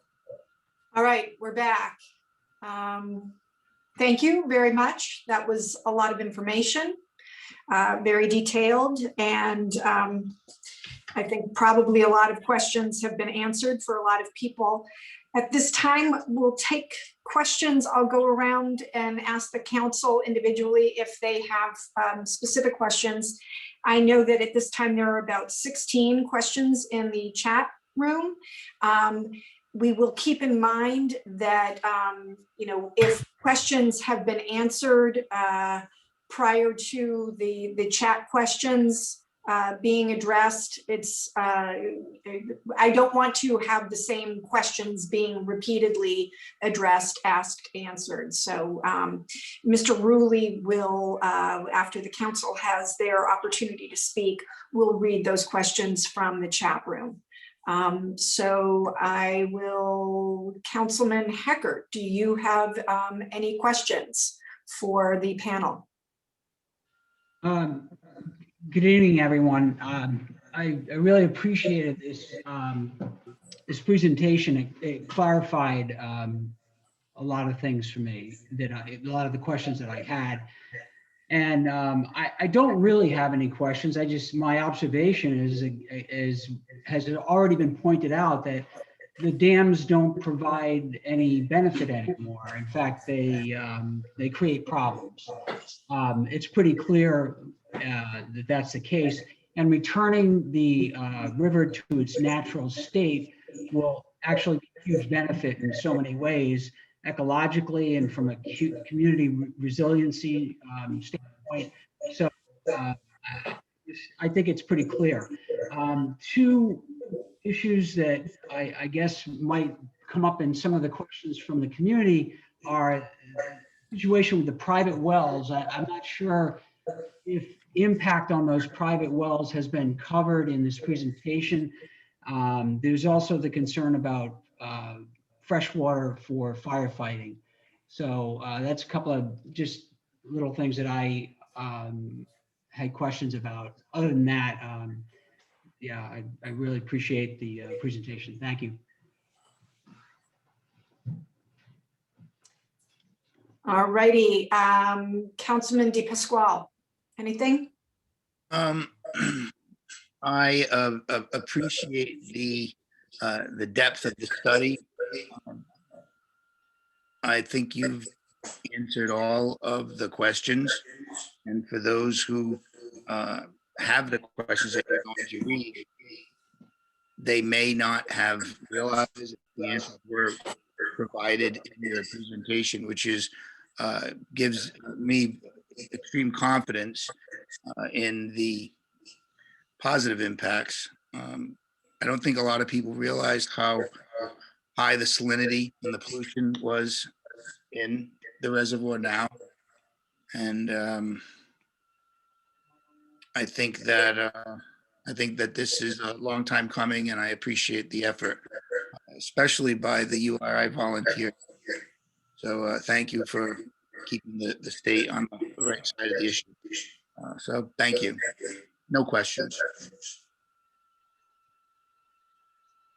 Thank you. Am I being heard? I'm getting a message that maybe my audio is not working well. It's working. We can hear you. Okay, perhaps it is just with one person then, and in which case, I'm sorry about that. Councilman Kalenda, did you have any questions? Yeah, thanks. Yeah, I do have questions. Is there a little feedback going on? Okay. I'm gonna mute. Yeah, no, Matthew, you'd mentioned the blue crab showing up in one of the photos. Could you explain, just for my own benefit, is this your belief that it's migrating there because the salinity levels were going up, or is it just because it washed up over there? It's a combination. It came through with the tide as it passes the lower reservoir, but it would not stay there if conditions were not suitable for it to do so. And also, in talking with the Bristol County staff, this is a common occurrence, and they were reluctant to, if I can say this somewhat in joking fashion, they were reluctant to show it to us because it's their own supply of blue crabs. Yeah. They're a popular item. They're a popular item. All right, thanks. And that's what I thought. So you mentioned on the lower Kickapoo, the breach concept with it being tiered. Do you guys have a timeline on how long that'll take to accomplish that? The dam removals we look to move through pretty quickly from a construction standpoint. Each structure taking a matter of several months to be removed. Some of it will be dependent upon precipitation events during the dam removal to enable establishment of that upper channel. The lower one will go quicker because of the tidal changes that will be coming in on a regular basis. So, start to finish, probably a 12-month project, but each location will be several months in duration. And then you also mentioned in your presentation about the vegetation naturally just taking its course of nature. Worst case scenario, that doesn't occur. Is there a remedy for that? Yeah, there are coastal seed mixes that can be applied to help to stabilize while the native species are germinating. What we want to do is make sure that it is stabilized, doesn't erode, and we also want to minimize the potential for invasive species to become established. So there are steps that will be available to us should that natural seed stock not germinate. So, and who monitors that? Is that something that you folks are doing, or is that where Elizabeth's group, who has the volunteers monitoring all over the state? There'll be a number of people who will be monitoring it. The engineers and the owner will definitely be monitoring it during the construction process to make sure that we get stabilized conditions. The regulators are going to require a longer term monitoring program to monitor the health and the variety of the species that become developed. So there'll be a number of folks involved with that. And then one more before I allow my other council members to follow up with other questions. There's been a lot of reach out to myself, I'm sure to the other council members, about, either the fire protection or the wells that exist there now. And, I paid very close attention. I took my notes, but I didn't really hear anything that addressed those two main issues. And I think those are going to be some of the bigger issues if the public comes into this, that they would like to have some answers. So is that something you can expand upon? I'll start the answer, and Pam, maybe you can fill in if I don't answer everything. On the firefighting potential, there have been discussions with the fire chief that have occurred already. The fire chief has expressed a desire for a freshwater cistern, if it's possible to be installed to provide firefighting capabilities. But he's also acknowledged that there are other portions of the town where they've had to utilize salt water under extreme events to augment their freshwater supply. So those conversations will be ongoing with the fire department, and the project will look to address those concerns so that people can feel safe. From a private well standpoint, one of the wells along the Serpentine Road has already been sampled to check the water quality and look for any evidence of movement from the lower reservoir into that water supply, private water supply. And there's been no evidence of that movement from the lower reservoir into the wells. So as the project is completed, those wells will be monitored through the homeowners. And then if the well appears to be impacted, Bristol County will work with the homeowner to get that addressed. And thank you, and I appreciate, you taking your time and presenting. I just want you to know that this community had an issue with wells because this community failed to do some due diligence when there was a fueling station located on Route 136 Medicum Avenue, and it contaminated wells into neighborhoods that abut that place. So as long as I'm sitting here, I'm going to continue to make sure that we do our due diligence. These questions are asked and these questions are answered. So thanks, Carrie. This is all I have for now, and we'll follow up if I have anything else. Thank you. Thanks. Finally, Vice President Hanley, do you have any questions? Yes, I do. I want to thank you for the presentation. There was a lot of good information. But the concern I pulled out of this and I didn't see addressed is the existing bridge that passes that 103. With the increased tidal flow, you're going to be putting potentially millions more gallons back and forth each day. The increased scour or the increased wear out on the bridge, has that been addressed? Has anyone spoken to DOT on anything like that? The existing bridge currently sees the tidal extremes because the tide comes unfettered below Child Street and up to the base of the lower dam. So really the change to that bridge is expected to be quite little due to the removal of this structure as that low water, those scouring events are already occurring at that location. Right, but we're talking a major increase in the water. The volume of that lower reservoir is going to be filled with salt water and then emptied twice a day. So it is increasing the water flow that goes by that bridge immensely. The water still rises and falls to the same extremes. There is, yes, more gallons of water that may pass by, but the conditions in which it passes by are the same as they would be. So the increased scouring effects are not anticipated to be significant due to allowing that water to go further up into the estuary system. Okay, thank you. That's it for me, Carrie. Thanks, John. Okay, before we go to the public question, I see this. Yep, I see you. I see you. Senator Felag has a question, and I would just like to request that this presentation be made available on our website, Ms. Michaud, if you could do that. I'm sure it's probably available on the BCWA site, but couldn't hurt to get the information out in multiple places. Senator Felag, it's yours. Yes, thank you very much for your in-depth presentation. Answered a lot of questions in terms of the flooding between the upper and the lower dam areas. But my concern was when you were talking about the bacteria being high levels, the algae bloom, and you're talking about the copper sulfate and the fecal chloroform levels. those are all very scary to me as I live on the other side of the Kickapoo River. And you mentioned something about removing 9,000 cubic yards of copper sulfate. What's the impact going to be to the people like myself who live on the Kickapoo River side, maybe 3/4 of a mile from that lower dam? Yeah, I'm gonna ask Elizabeth if she can chime in on this one. I do want to correct something. The 9,000 cubic yards, that is not all copper impacted material.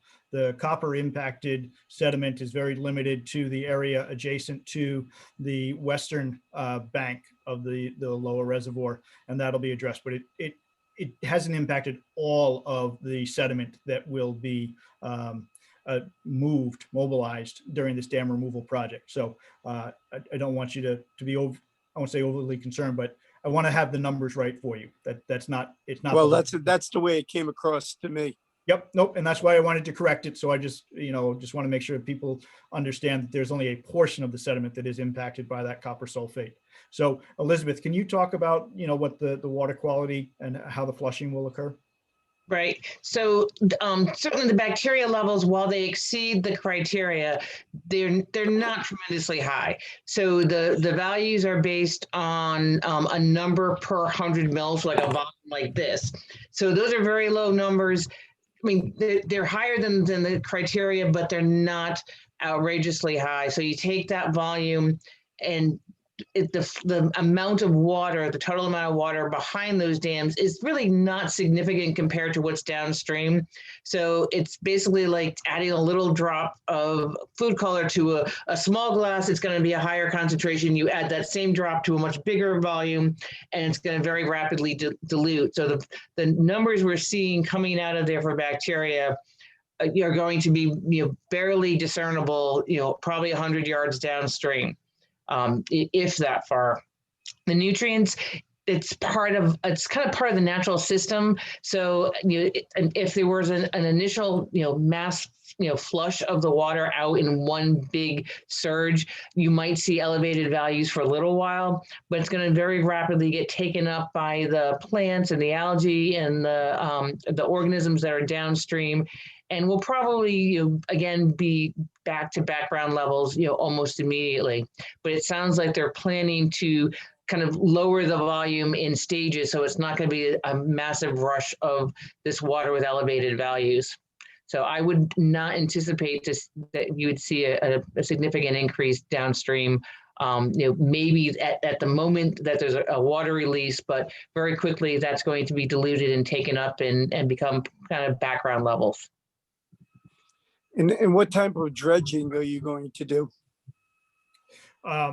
It'll be a mechanical removal at the collection points.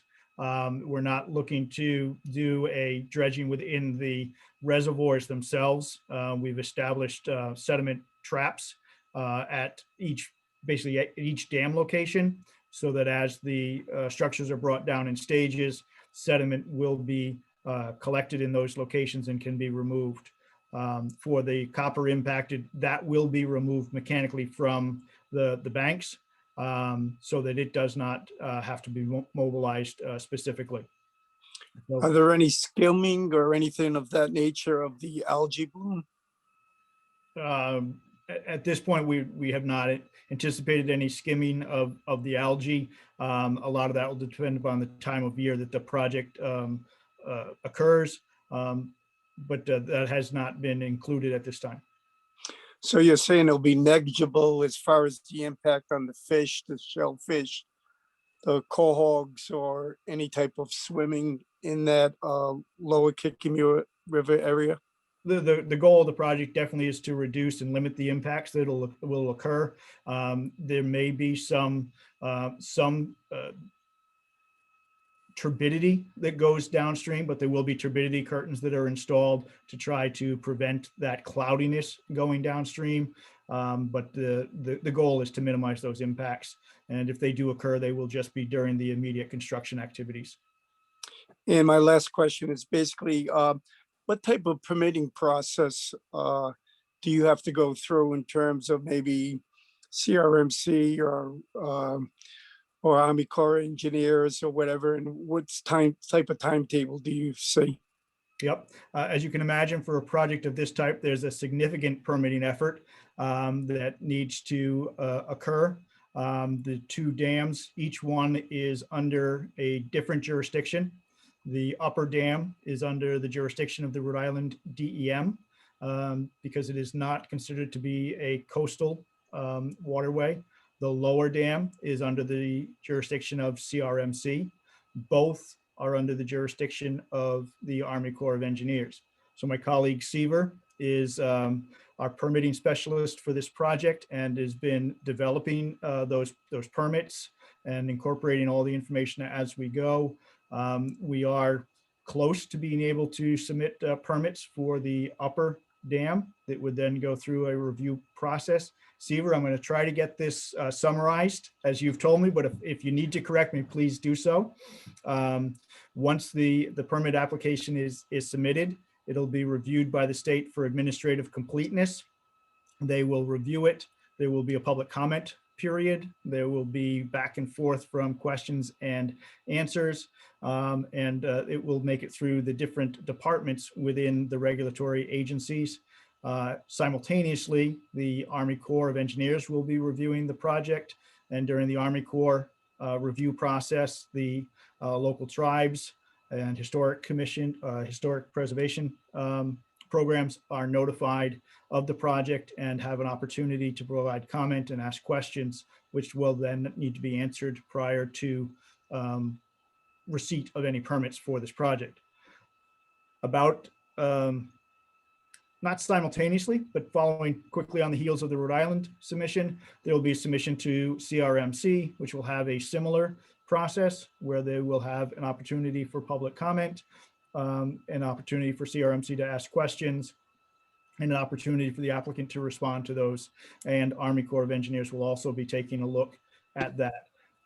While it's going to multiple agencies and Rhode Island DEM is primarily focused on the upper, CRMC on the lower, both will be receiving information on the entire project because it's very difficult to permit one without doing the other one. So it is a combined project that's being presented because we want to make sure they see the full value and the full impact of this project. Seaver, did I get it right? Yep, you got it. Senator Feelag, did you have anything else? Your hand is up again.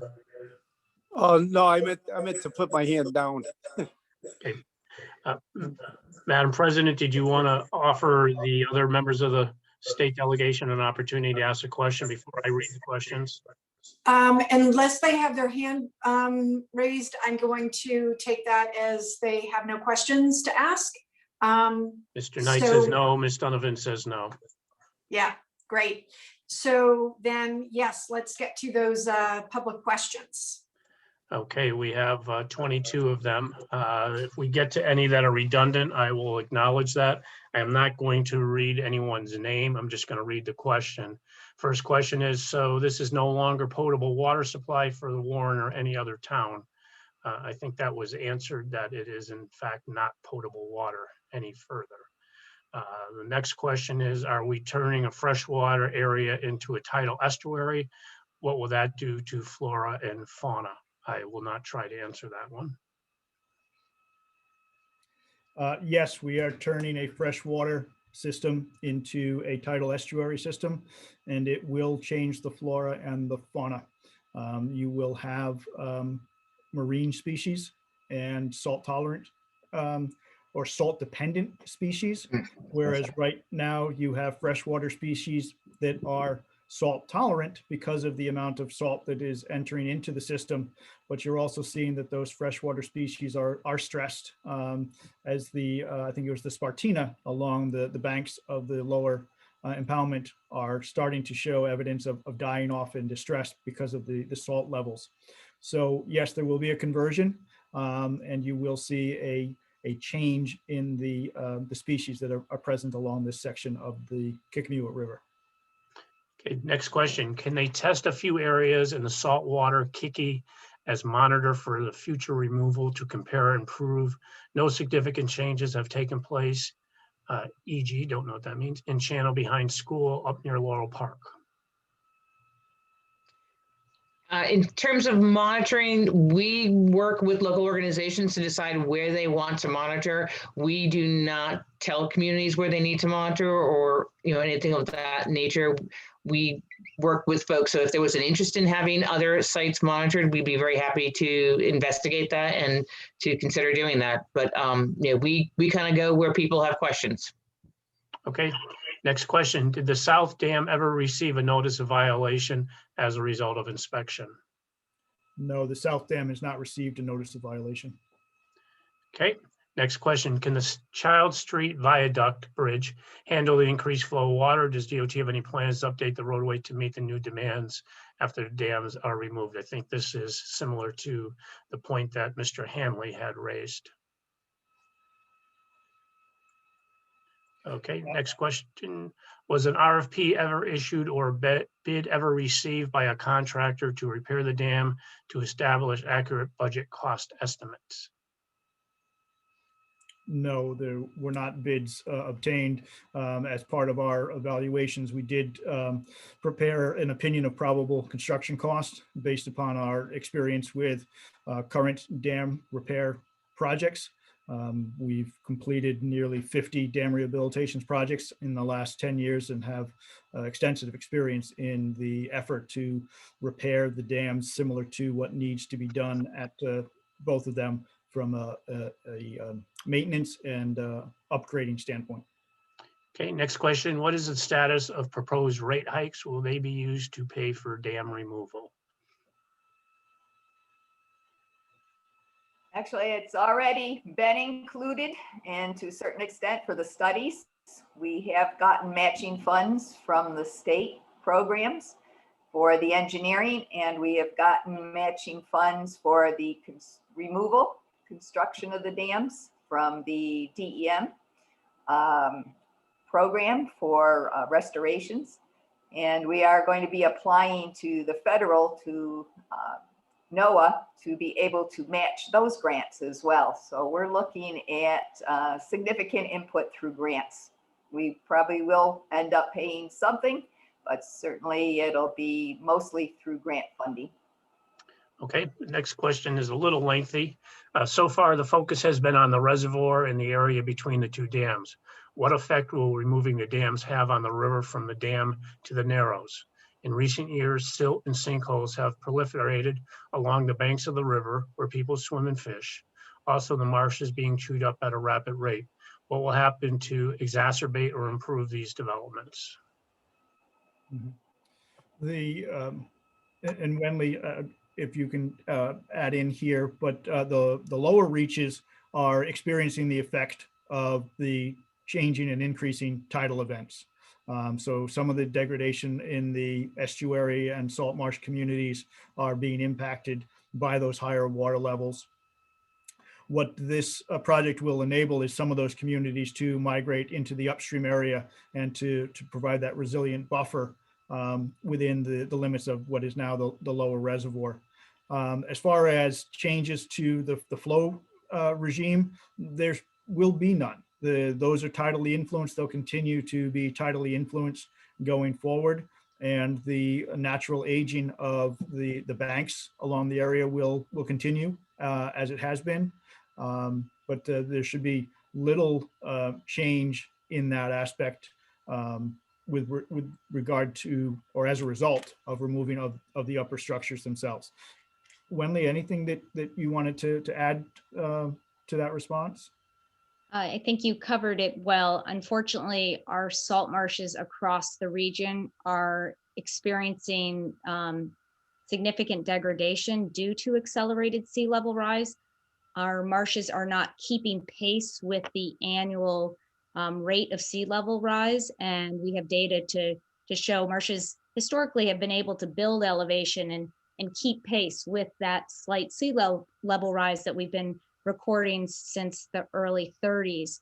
But in the last 30 years, that pace has quickened and our marshes aren't keeping pace. So we are seeing those impacts that the person who wrote that question throughout the region, unfortunately. And that is one of the reasons why we are focusing on these marsh migration corridors for where salt marshes can move into the future with sea level rise.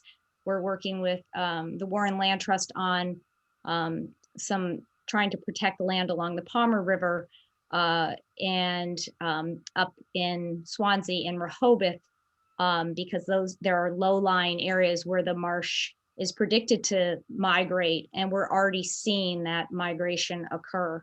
So that unfortunately is the condition that we're seeing region-wide. And just to add to the question about monitoring downstream, I've been working with Bristol County Water for the last, we discussed the idea of doing the monitoring last year at this time, and worked with Watershed Watch and Bristol County Water on identifying the sites to monitor. And we have also discussed doing some monitoring downstream with the Bristol County Water purchased a oxygen meter, which measures oxygen salinity and temperature. And we're looking at doing some monitoring in the estuarine section during the same period of time that we monitor those sites that Elizabeth presented tonight. Okay. Wenley, do you think that the natural flow of sediment out of the system that's currently being trapped behind those dams might actually help the salt marshes by giving, basically replenishing some of the sediment there? And that's a really good question. And down in the mid-Atlantic, where there's a lot more sediment in their river systems, that's a really important component of marsh building. Less so up here in the Northeast, where we've seen glaciation, but I would imagine, some of the fringing marsh down in that section along the before the railroad bridge, you might see some benefits to that fringing marsh system. I don't know, again, based upon the size of the watershed, I don't know, once the system is stabilized, how much sediment will be moving through. And most of our rivers, our tributaries in Narragansett Bay don't have a huge sediment load. But that is a natural process, and that is one of the ways marshes build elevation. Okay, moving on to the next question. When was the first time there was a leak suspected in the East Bay pipeline? Well, we found out very directly, actually. It happened in April of 2019. We have meters on either end of the pipeline, one in Providence and one in East Providence, and we saw a drop in flow of about 300 gallons per minute, and it showed up on our control system. So we knew right away we had an issue. Okay. And then we checked out, we started seeing water coming up in the parking lot area of the Port of Providence, which is where our water main runs. So that was our first area to check. All right, I believe we have answered. The next question is, what will the impact of dam removal be on the lower Kickamiewit? I think that's been addressed. What will happen to the fish and turtles, frogs, and other animals now in the water? Yep, the existing current wildlife will migrate, and they will move within the system, and there will be some impact to them, but they will. They're more resilient than we are, actually, and they will seek out the habitat that is available for them. And then by doing the staged drawdown, as we're proposing, it gives them an opportunity to move into those habitats that will be supporting them going forward. And anecdotally, the Bristol County Water staff have noted that in past years, they've seen painted turtles coming up to nest at the maintenance facility on the west bank of the lower Kickamiewit River. This year, they didn't observe any painted turtles. They did see snapping turtles midway up the impoundment, but as Matt mentioned, the staged approach to removing the dams will allow the wildlife to move upstream. And I've also reached out to Scott Buchanan, who's a herpetologist with DEM Fish and Wildlife, and shared the information about this project. There is a potential that the diamondback terrapin that nests over in 100 Acre Cove, and there are a couple sites that haven't been as studied as 100 Acre Cove, but there's some sites in the Palmer that they've been observed. So there is a chance that you could see a turtle species like the terrapin that live in more brackish or saltwater conditions. And one other thing to note, Matt did bring up the fish ladder that was built in 2007, and the Department of Environmental Management has stocked the impoundment, I believe, annually since about 2010. And they did electroshocking of the system to see if they've found any juvenile herring, because they've never observed herring coming back on their own. And that's the goal of these fish ladder projects, is that you stock it to begin with to give it a little boost, and then 3 to 4 years later, those juvenile herring mature out at sea, and then they come back to spawn in their natal stream.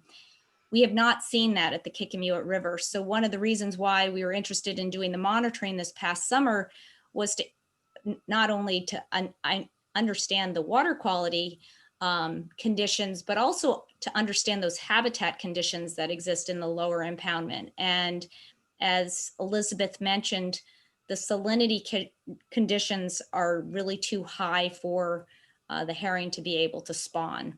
So by removing the dams, it's going to allow better connectivity and connection to spawning habitat further upstream in the freshwater tributaries.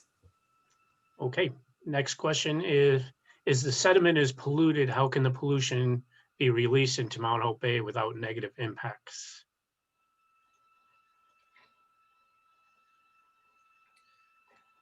I am not prepared to answer that. Matt, were you going to respond to that one? Yeah, the pollution, as it was raised in the question, that we were able to detect during the sediment sampling program included the copper. That was the constituent that exceeded permissible or recommended thresholds. So that will be removed from the sediment where it was detected, and will not be allowed to be flushed into the downstream area. The remainder of the concerns relative to the nitrogen and the phosphorus, as Elizabeth indicated, again, it's that drop in a glass versus a drop into the larger body. So again, the intention is not to flush anything into the downstream area. Okay, I would characterize the next question more as a comment, but I will read it. This area is where sharks lay eggs, people clam and swim, conchas also in the area. Towards dam, the area is shut down to clamming, too dangerous and shallow for swimming. This is why I thought getting continuous information from this area would be a great source of this project's success. So I will move on to the next. Have you thought about shutting down the area to clamming and fishing for a period of time during the days directly after the removal of these dams? It may be wise, just as a precautionary measure, to make sure no accidental ingestion of substances or bacteria can occur. That would seem to also be in the category of comment or public service message. Specifically, how will private wells be satisfied by Bristol County Water Authority in the event of water contamination and there is no water main on Serpentine Road? The well water contamination and human ingestion may not be identified for years to come after dam removal, posing a serious health concern. Well, what we'd be looking for is testing wells for saltwater intrusion. Generally, the upland areas are much above the reservoir levels, so we don't anticipate a problem, but we will definitely be checking. And if there is a problem of saltwater contamination of a well, we will replace the well. Okay. Next question. To what extent has sea level rise been considered? For example, using the storm tools projections. Does or would this affect your projections for high tide or storm surge scenarios, or is already integrated into the modeling? The modeling was completed given current sea levels. Sea level rise will affect the current system the same way that it will affect the future system.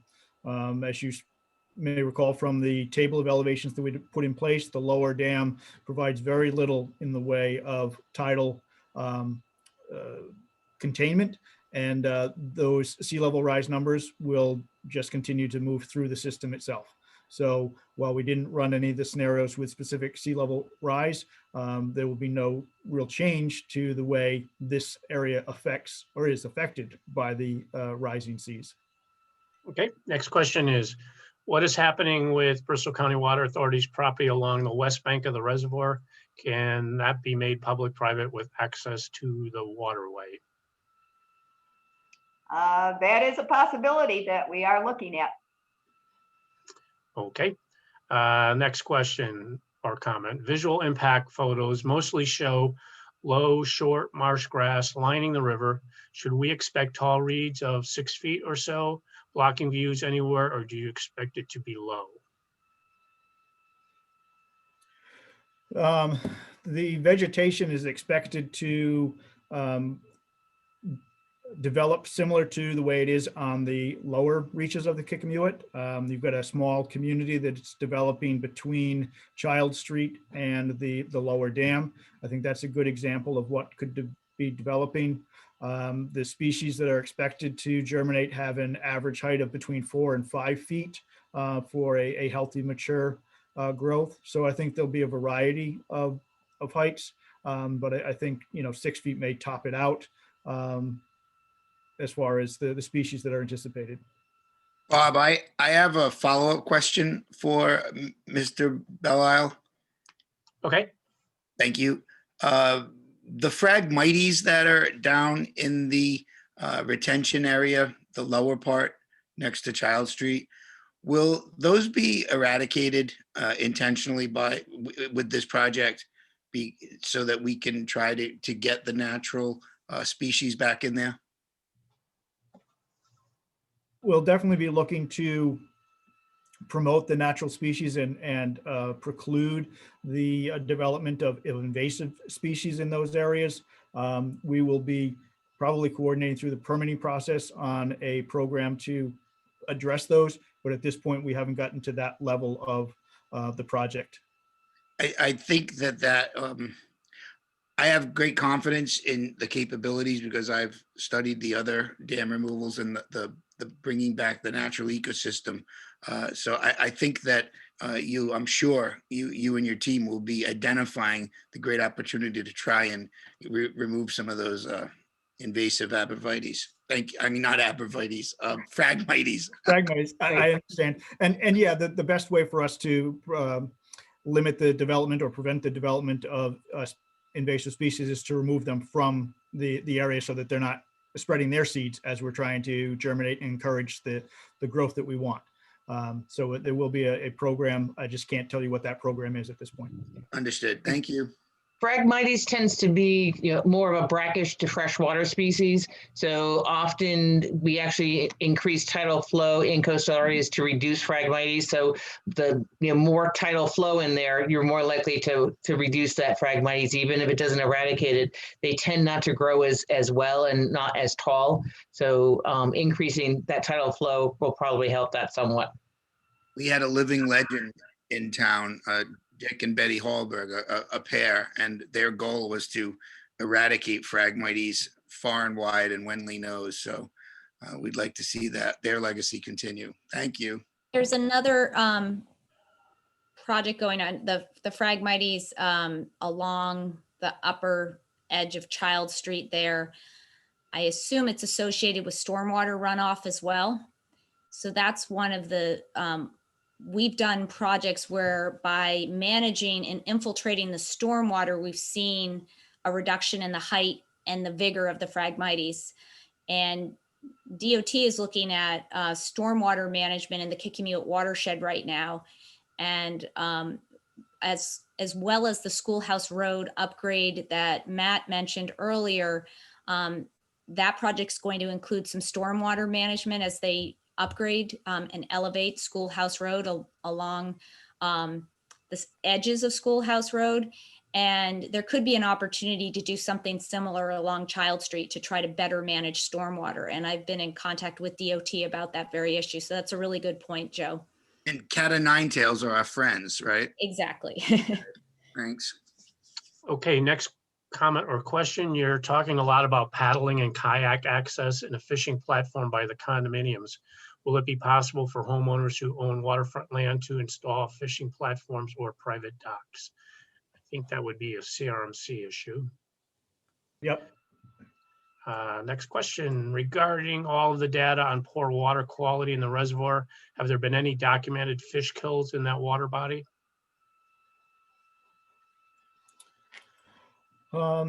Wendy, are you aware of any documented fish kills? I am not in the Kikimuit. I know, we often get in some of the upper estuaries in the fall fish kills of Menhaden. I don't know, Pam, if you and your staff have observed fish kills during the late summer months when the oxygen levels are so low. Not that I'm aware of. They have mentioned, though, they don't see much fish anymore. Staff definitely is being reduced. Mm-hmm.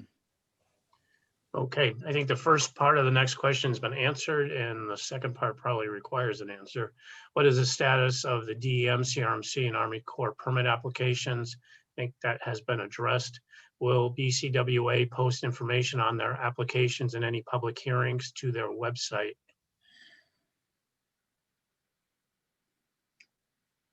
Well, we could. Generally, both the DEM and the CRMC will post information for the public and do a period for public comment as well.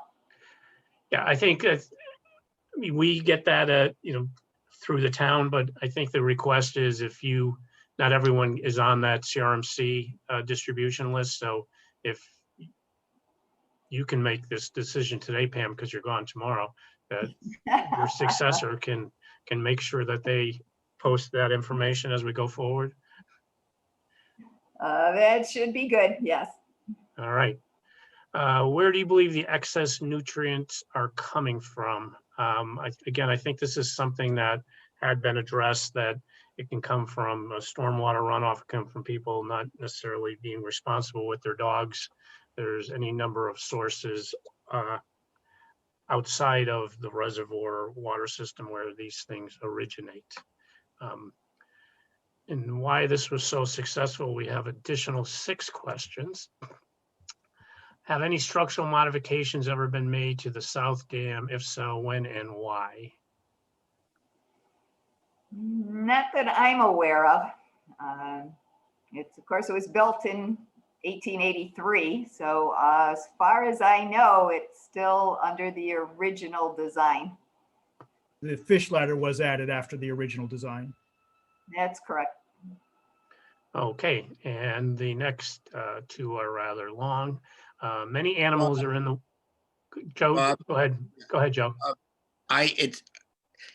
When you look at, and Ms. Marchand, you may realize by looking at it, some of the buttresses, the angle iron that's there, that has all been added. The gates, a lot of the gates that are there, a lot of those are actually sealed because of the amount of water that was going over. I think if you were to actually look at the original design, it was not planned on holding back the salt water. And then over the years, just as a Warren resident, before I was even on the council, I do think that they had to add that angle lining buttresses that are on the west side, the opposite of the saltwater side, I think, to actually strengthen the dam itself from the salt water coming in. But just to answer that question. Okay, next, many animals are in the wooded area north of Schoolhouse Road, which I believe may be due to access to fresh water. Where will those animals be able to access fresh water? These are currently deer, turkey, and other birds, fisher cats, fox, and coyotes. because we definitely want to preserve coyotes. Will this push these animals into residential areas looking for water? I don't know that that's within the purview of you all to answer, but if you want to be brave, you can try. There will be fresh water still coming down through the Kickapoo River. It will meet up with the tidal influence slightly to the north of Schoolhouse Road, but there will still be a very large freshwater contingency up within that area that is now the reservoir. All right, next, more than a year ago, the East Bay Times quoted and the BCWA website indicated that BCWA received approval for dam removal from DEM and CRMC. How can such approval be granted if BCWA is in early application phase now? This has been perceived as a measure to influence and deter the public from voicing concerns. Do you retract that approval at this time? Not really sure that there was approval given. And I don't know that there's anything to retract, but Pam, did you want to address that? Not that I'm aware of. We certainly have not submitted permits yet, so there would have not have been an approval. There were departments of the DEM that supported it, but no overall approval at this time. Yeah, it would suggest to me if that had happened, we wouldn't be here right now. Is this meeting framework all of Warren public meetings moving forward? Where are the only government and BCW can speak, but the public must type static questions? Okay, that's, we do meetings this way so we can control people not interrupting the meetings. This is a webinar, so people have an opportunity to put their questions in static. You can see that this is taking some time. I mean, if it was a smaller group, we might have live questions, but that is the answer to that. How often will well monitoring be done? Who will pay for the test? And what is the level of acceptable thresholds for water quality? We're not sure of the schedule yet, certainly sometime before the dam is removed, and then we'll look at some periods afterwards. BCWA will pay for the monitoring, and acceptable water quality is EPA drinking water standards. And last, how will residents obtain water in the interim if when a new well needs to be replaced if there is no water main? I would imagine that Bristol County Water in those instances would make arrangements to have water provided to those residents if such an occurrence happened.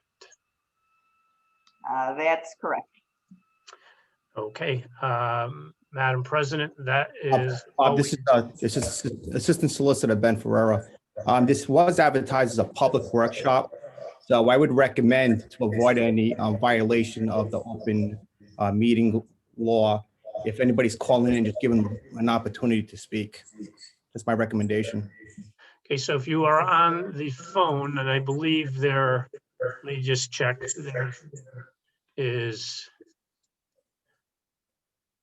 there is no one that appears to be on the phone. So anyone else that wanted to raise their hand or ask a question? Okay, there is one more question. Go ahead, Phil.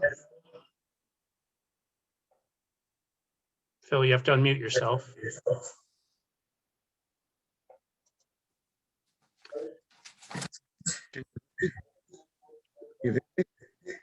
We can hear you, kind of. Kind of, okay, we'll try. Hi, I'm Phil Keefe. I'm the president of the Laurel Park Improvement Association.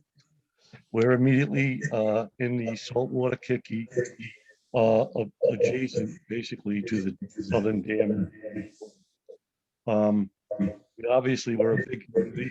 We've been very active in protecting the Kickapoo. There's members of our association that have been doing so for over 75 years. This dam, the southern dam removal, is something that's only been proposed in the last 2 years. The dam's been there for 136 years. There's no one standing anymore that can tell us about what the river was like 136 years ago.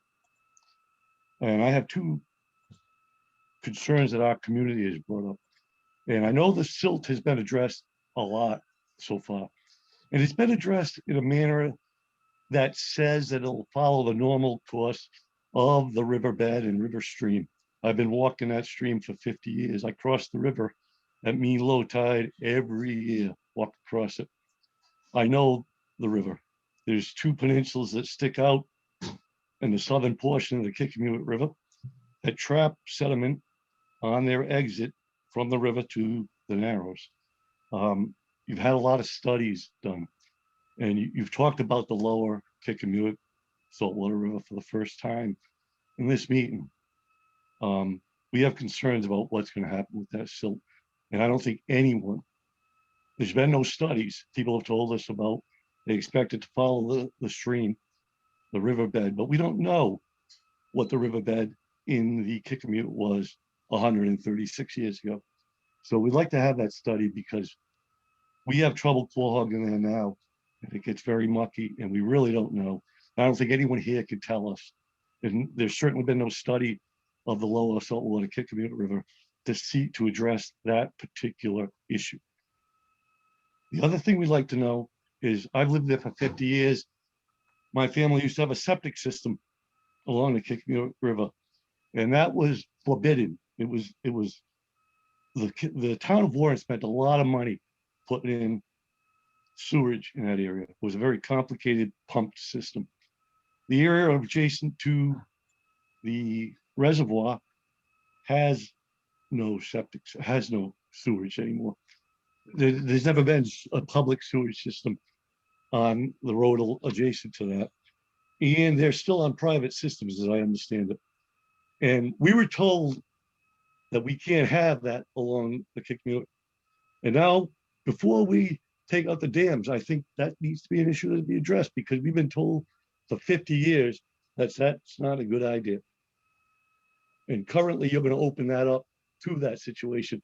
I know the drop of water thing is something, but I can't go claw hogging in that river this Sunday when I want to. I just trawled the shellfish thing, and I wanted to go this Sunday.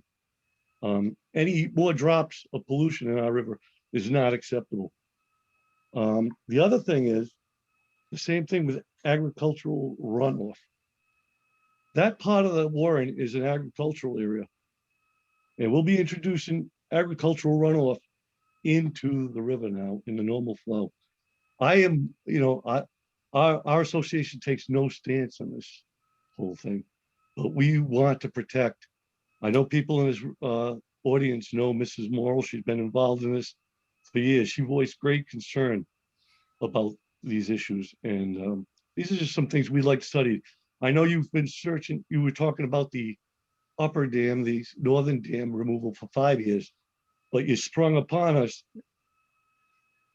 very recently, this southern dam removal. And I want to, for the many people who use the Kickamuit as a sole source of recreation and protect it fiercely, I want to urge caution for our members. Thank you, Mr. Keefe. Pam, or did you want to respond to that or just take it in? I think we have been looking at the sediments and what will happen when we open up the dam. That has been a concern. Matt had mentioned that as well. There have been changes going on there that are natural result of the tidal influx that's been happening. And we see it as, at this point, of opening up the river is a benefit through the entire system. Right now, it's pretty much being stopped at the lower dams, which isn't helping the flushing of that upper area at all. And we're starting to see some problems in there because of that. And right now, from what we can see, is more of a benefit to opening up the system than leaving it as a closed system, both upstream and downstream. And I know we're looking more at those. Has there been a study done to the downstream part? The question is, Pam, has a study been done to study that? On the downstream section? We've done some, but It's not an Could you extensive release it? study. Is that something you can provide to the public? Is the question. Well, we'll have to take a look at that one. Yeah.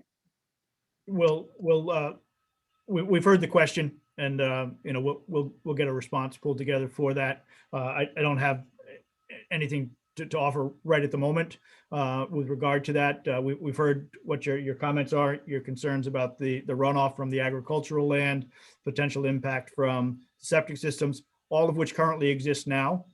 Any water that comes through the lower reservoir goes over the dam. It's containing that material. So it's going to be the same water that's flowing right now. So if it's getting down into there today, it'll get down into there tomorrow as well. But we'll look into it a little bit more for you. It flows infrequently though. Depending upon the water level, yeah, there are times where it's flowing over the weir, and there are times when it's not flowing over the weir. But Most times it's not. Okay, so they've agreed to answer the question and provide you some additional information, Mr. Keefe. Is that acceptable? Okay.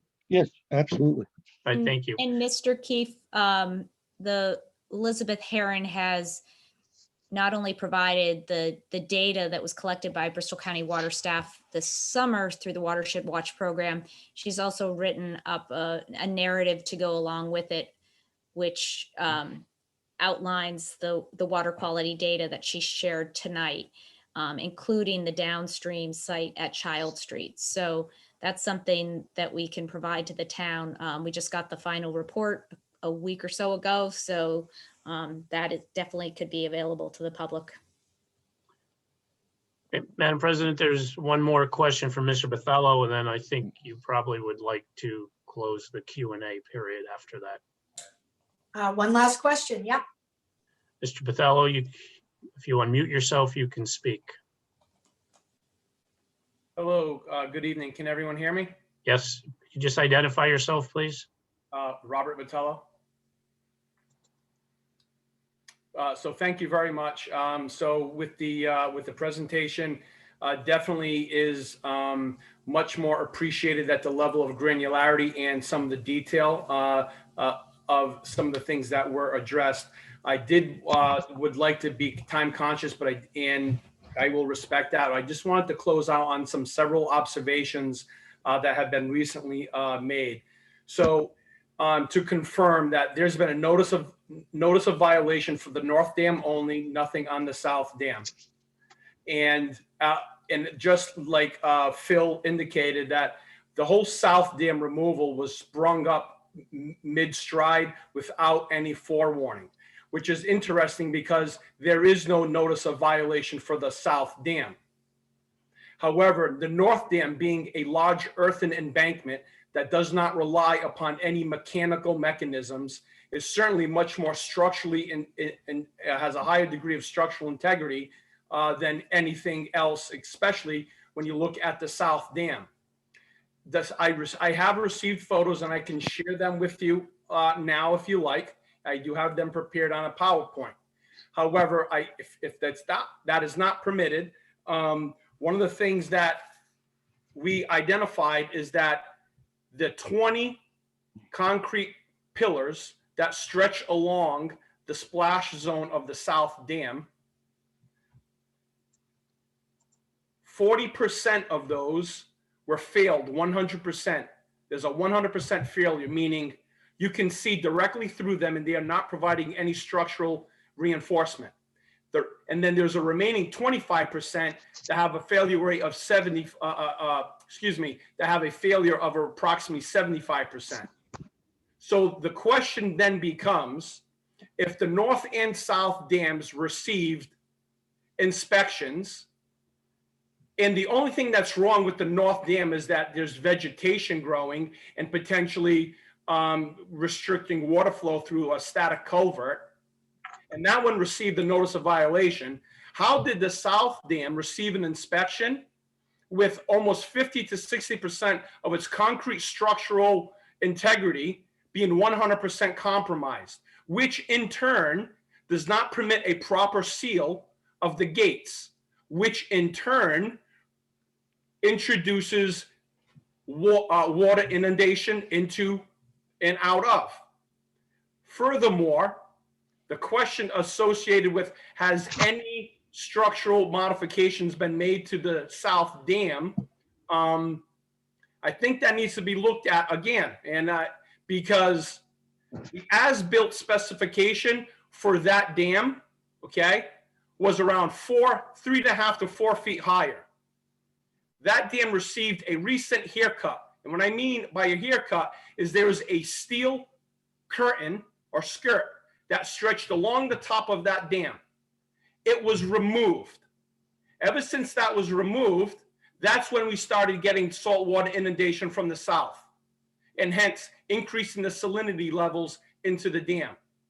And if I may summarize, okay, I am a certified underwater substructure inspection technician, experienced commercial diver for 15 to 20 years, okay?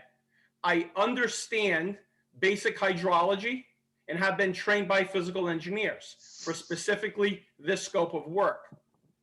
Now, I am not an engineer and I'm not going to try to be one, but based on my experience, the top steel skirt was removed because it was acting as a hydraulic kite, meaning at periods of high tide, the stress and hydraulic pressure placed on the top part of the dam was inversely placing equal amount of pressure to the crippling infrastructure below.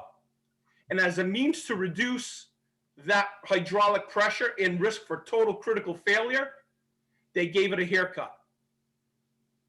So, Mr. Bathello, what I would suggest is that if you have all that information as a PowerPoint or some type of presentation, that you provide that directly to Bristol County Water, and you can provide that to the town clerk, and we will distribute that to the council members so they have the documentation that you're referencing. Thank you very much. I will do that, and I appreciate your time. And I'll just like to close by stating one more thing, because it seems that the blue shell crab gets a lot of attention on these PowerPoint presentations, but it's also very important to note that the blue shell crab is the most resilient of all those species and has a water salinity threshold between 0 and 32, meaning from pure 100% Poland Springs water to 32% salt water. So please stop the blue shell crab propaganda. Thank you. Thank you. Ms. Cronin, if I could, Sure, go ahead. Mr. Keefe, Ms. Herron had made mention earlier that her organization is willing to test any water sites as long as the community reaches out to her. They aren't in the process, that they don't go out and search waterways to test. So I'm sure you can coordinate her contact information through the town or possibly offline when we're done. And I'm sure she will be happy to facilitate those additional test sites. And she can speak for herself. Yeah. Yeah, I do need to mention one thing, that while our program is very cost effective, it is not entirely free. And in fact, right now, actually, the town of Warren does help support monitoring on the Warren River. So there is a cost associated with the monitoring. Right now, the Bristol County Water Authority has been paying for the sites that they've been monitoring, but we can certainly work with the community to develop opportunities to monitor additional sites. And if you, Ms. Herron, get in touch with Ms. Mishu, our town manager, and budget season is currently underway, and we can possibly address whatever those costs could be, if not absorbed in our current budget. So thank you. Great, thank you. Will do. We've been funding the water testing for a couple of years through our budget cycle. I know that there is a great need for more volunteers. It's hard to get people to volunteer to participate in that program. I can speak for myself personally. It's a really fun thing to do.